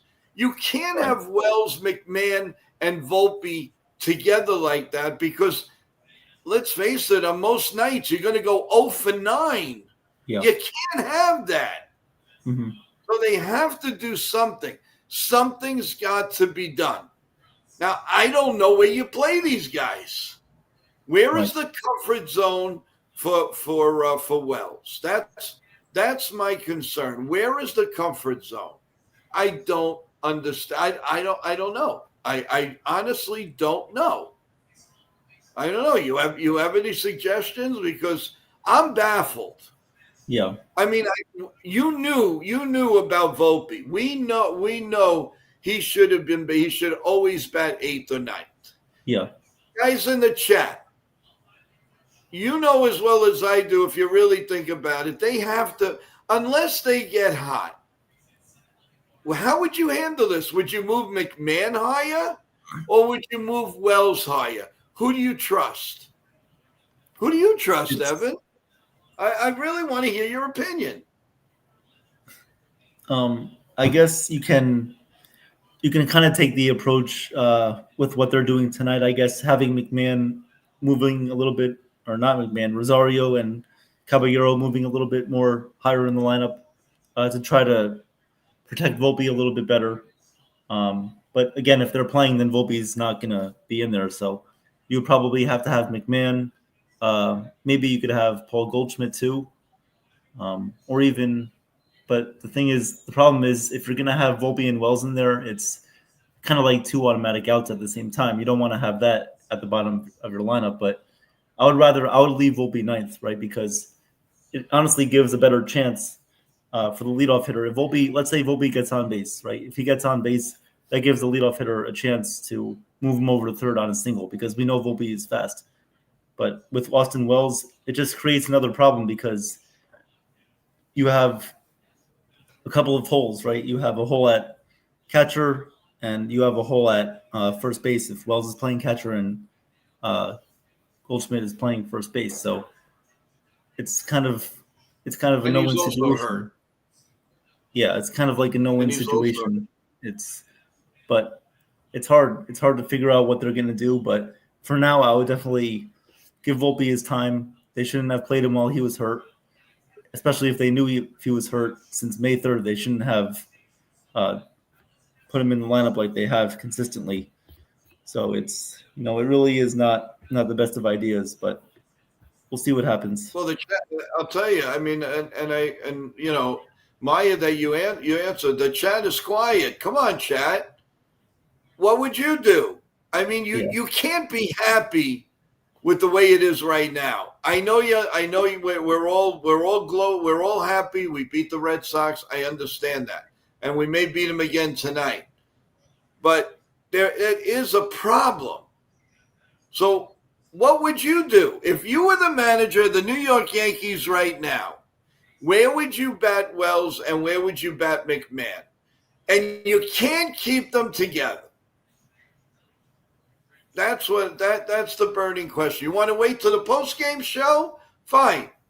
But we've got to put this into our minds. What are we going to do with automatic outs? Never mind remember every game, I dissect how many strikeouts, and 10 strikeouts, that's 3 innings. Yep. That's a little over 3 innings. We can't do that. So you have to find a solution. What is the solution? Right. All right. Finally, somebody came up. There you go, D. It was me. If it was me, I wouldn't put Volpe anywhere near the postseason game. I would bat McMahon 6th hole and Wells in the 9th hole. Okay. Yeah. All right, but let me ask you something though, D, and that's good. That's great observation. Thank you. But let me ask you. Okay, so if Anthony Volpe, and I don't know for the love of God why this injury was hidden.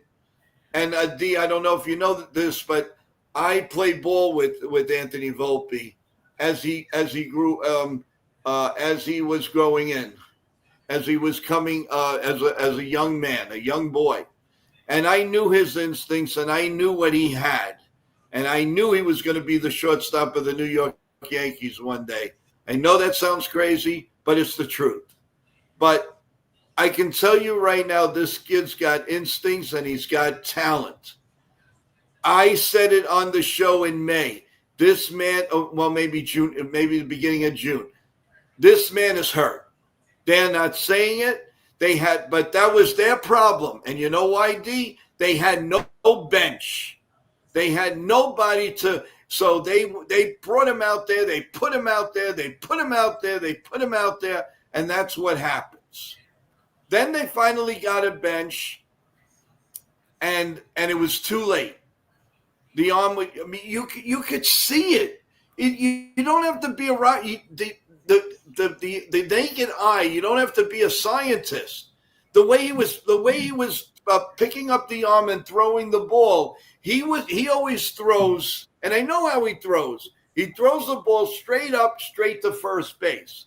Not the last month and a half, because if you watch his games, he's going to throw the ball, he's going to take it, and he's throwing it this way.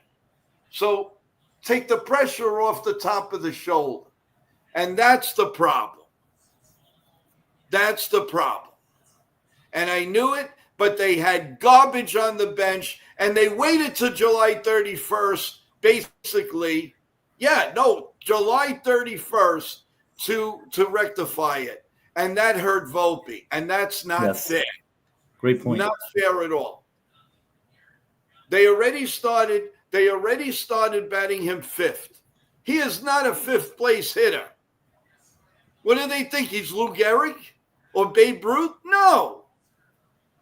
And then when they saw that wasn't working out, what do? They tried him leadoff.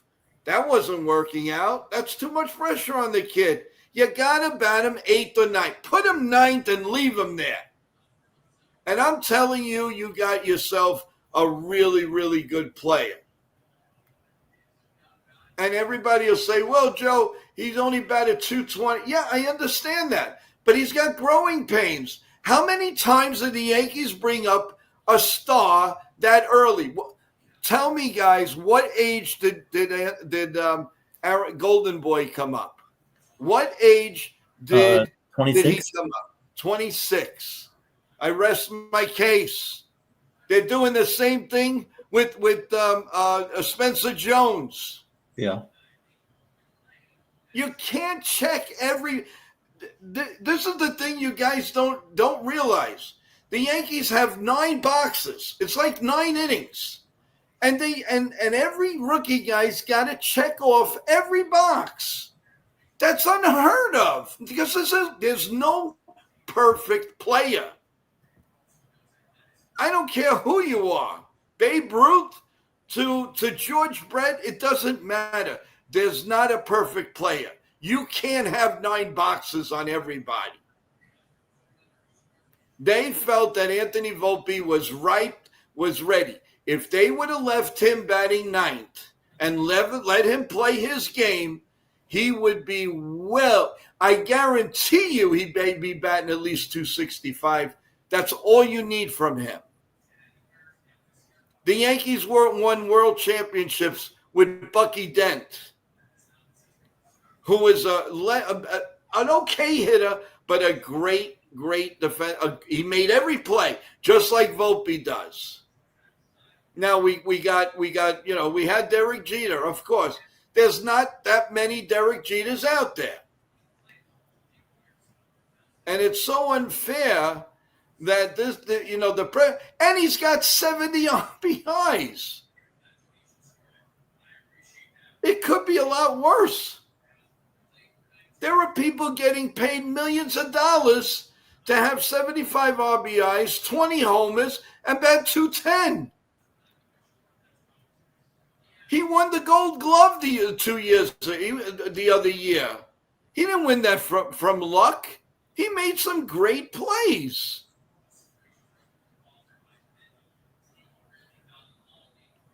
And but Michael, he came up at 25. But in August, that was just an hors d'oeuvre to see what he can do.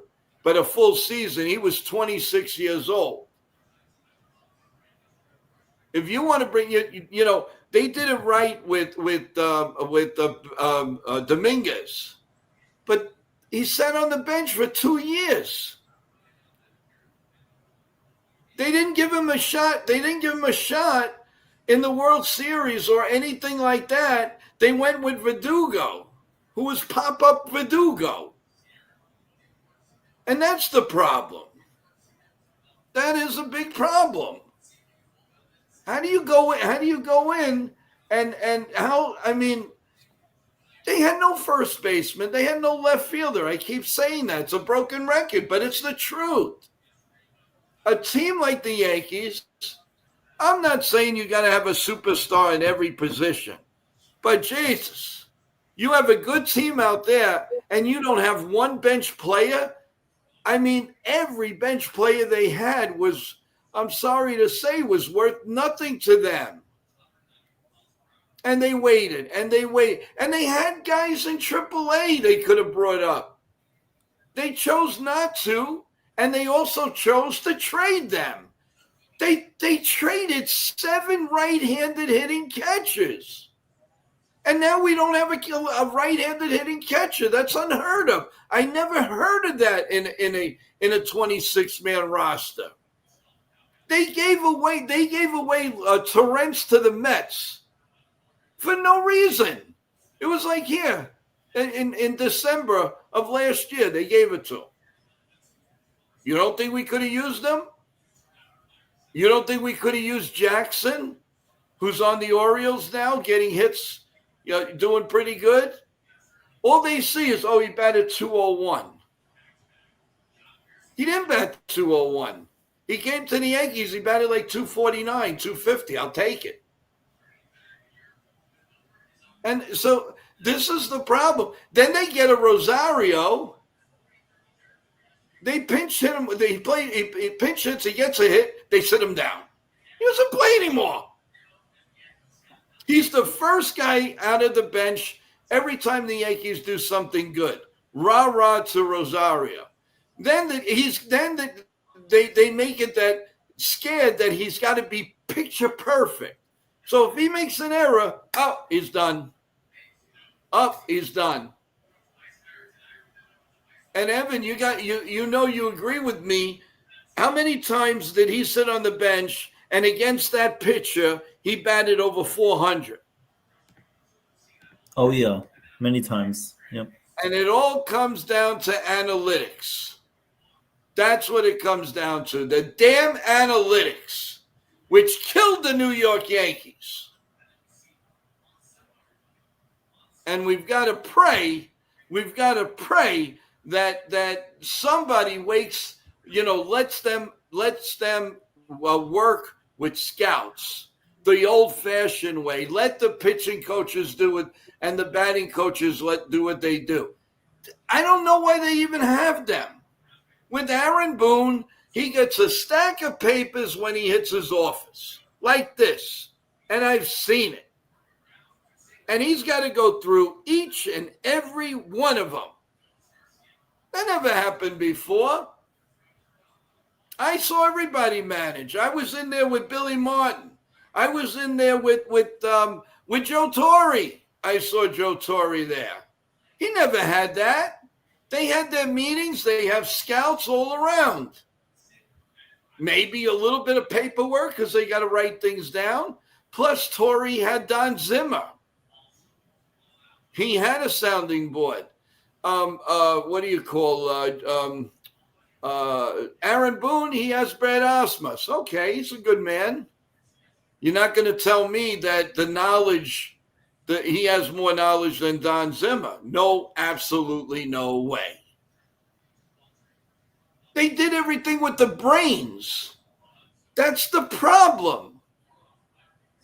They're not doing it with the brains. They're doing it with the computer. Let me put, you think this guy's going to hit? No. What do you have scouts for? I take my chances on a scout any day of the year than a piece of paper. And you got to admit that, it's just what, Ken's channel is the ugly truth. It is the ugly truth. Boone cannot 100% manage. And then when things happen, has he made blunders? Of course he's made blunders. He made more than his share. But I can tell you one thing. If they fire Boone, I guarantee you within a day, he'll be a manager somewhere. A day, if he wants it. Yankees are scared with that. They don't want to lose him. Because who are they going to put there? Who's going to put up with that? They know it's going to be the same results. If a new guy comes in, it's basically going to be the same thing. It's basically like an Aaron Boone 2.0, pretty much. And Aaron Boone's going to be allowed to manage somewhere else, and he'll be probably successful, maybe. Yeah, right, exactly. And they're scared of that happening. Right, exactly. And Michael says I'm not sure of that. Aaron Boone is well liked around the league, Michael. I remember the Padres wanted to hire him after they fired Bob Melvin. If the Yankees were going to fire Boone, the Padres were going to hire him. Oh, without a doubt. Yeah. Without a doubt, they were going to get him. Whoa. Listen, Boone is not going anywhere, and we all know that. The only way that Boone would have gotten canned is if they don't make the playoffs. The magic number is 9. You're going to see Boone unless Boone gives it up, you're going to see Boone next year.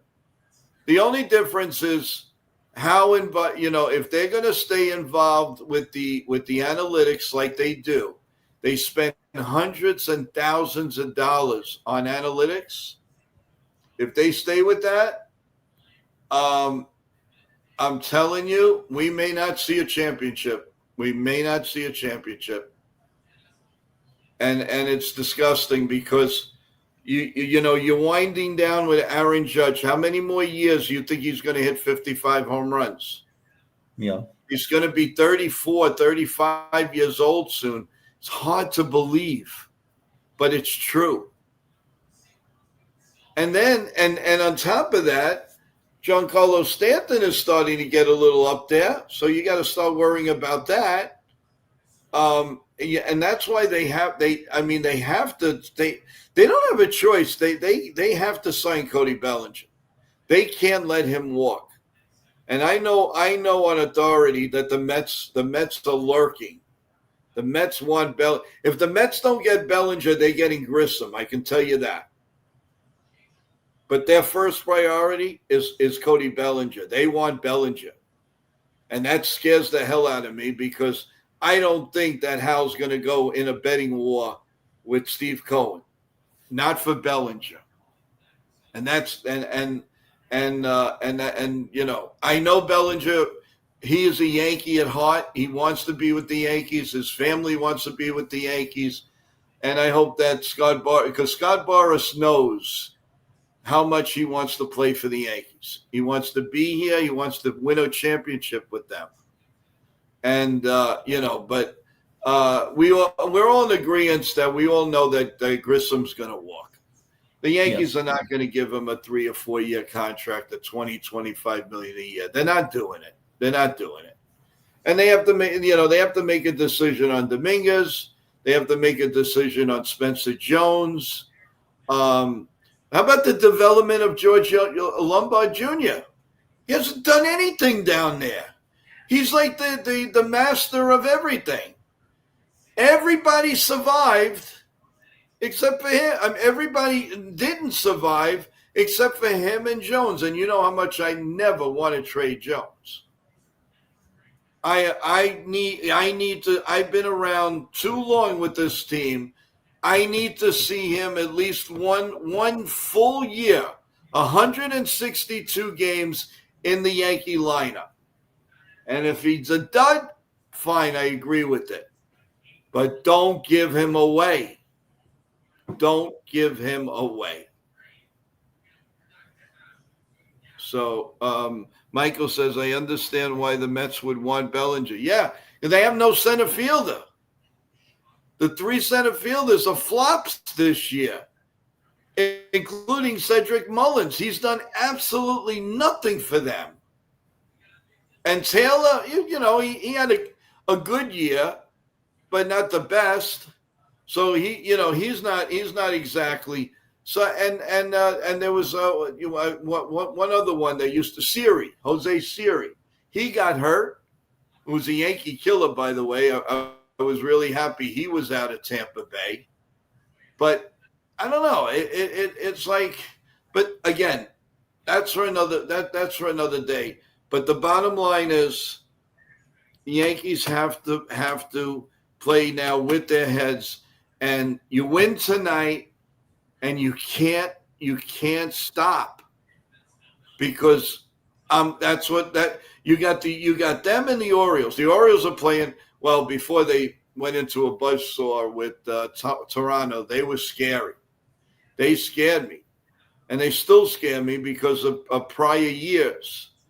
It's the Minnesota series. I know it sounds crazy, right? Because they've won 88% of the games, or 90. But it worries me because they put their heart and soul into this Red Sox series. But you got to remember, they need to win the next few games. Mm-hmm. So with that, sorry, went off, guys. Some final thoughts.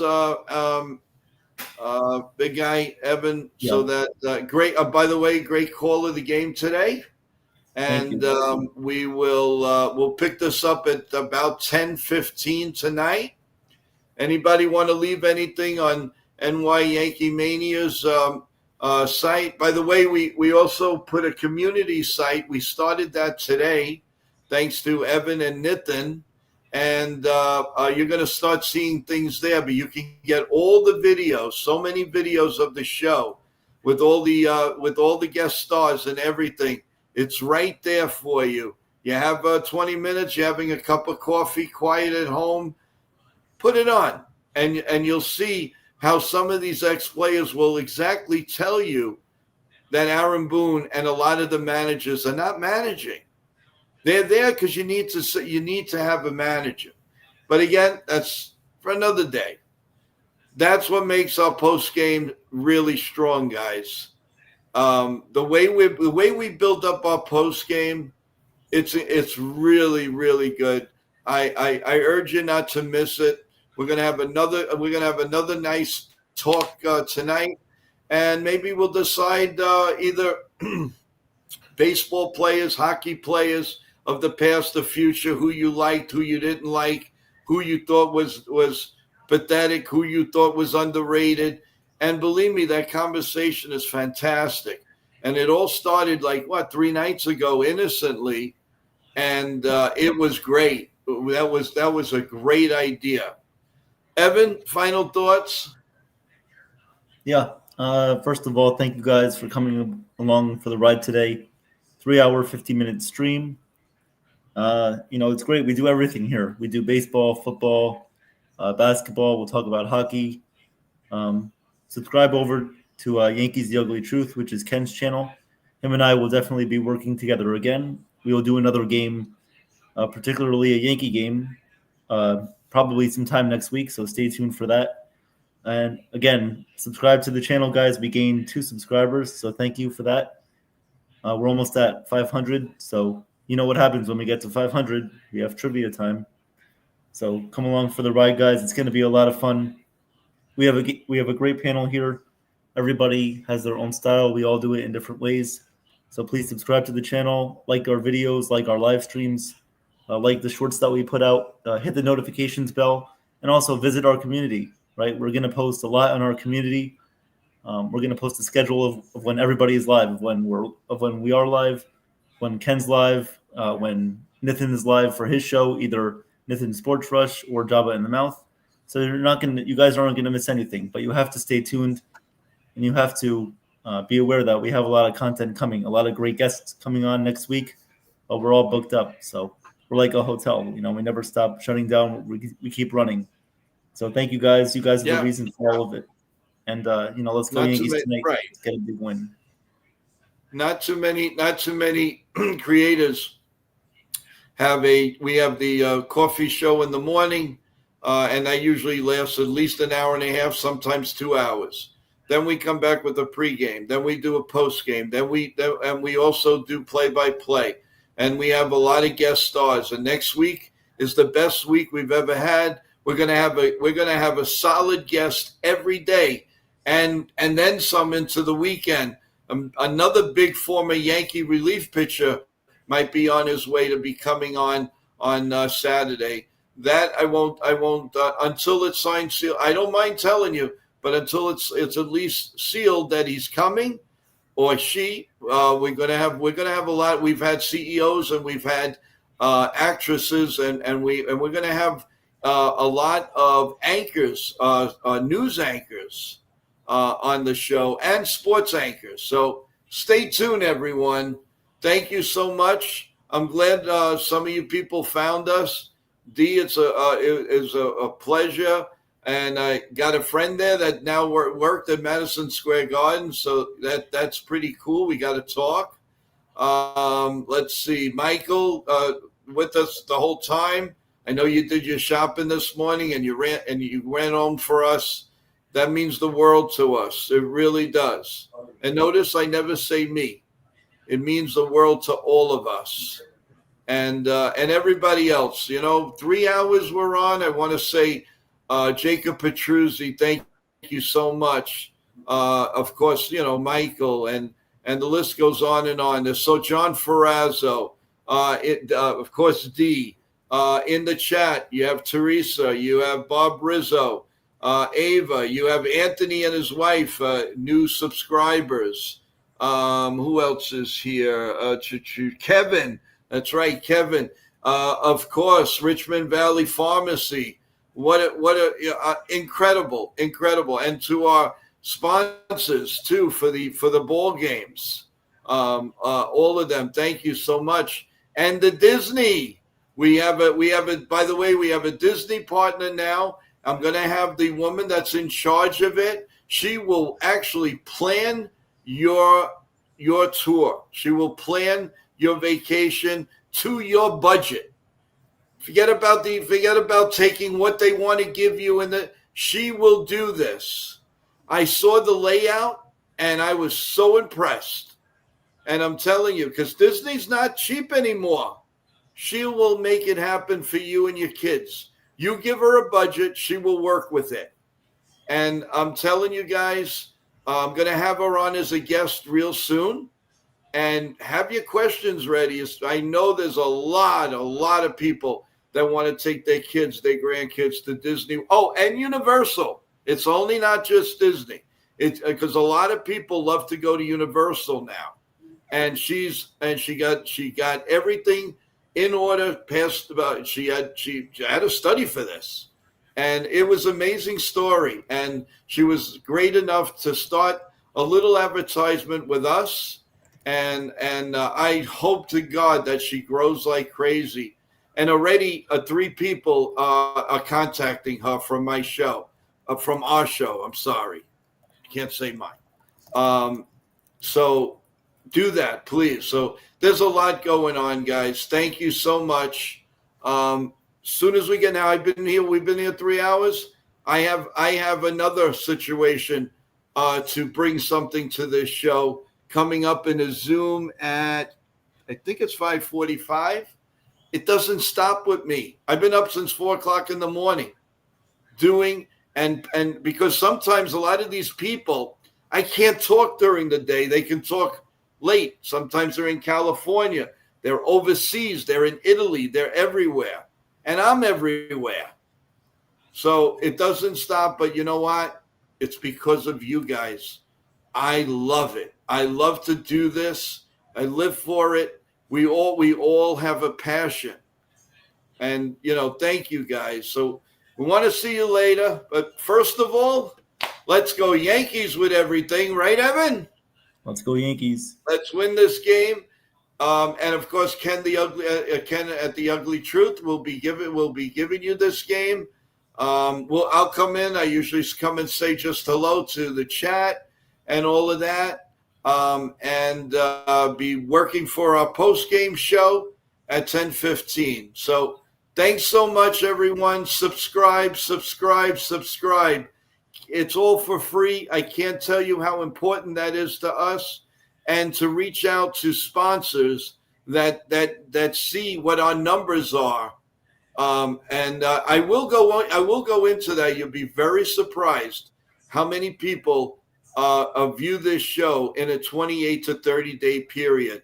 I was flabbergasted. I couldn't believe it. And I absolutely thank each and every one of you. With that in mind, everyone, God bless you all. God bless America. God bless your family. Stay healthy. Always remember you're number one. We're all number one. We're all important to each and every one of us. Take care, everyone. Have a nice meal. Let's go, Yanks. See you around 10:15, guys. Have a great night. Evan, great job.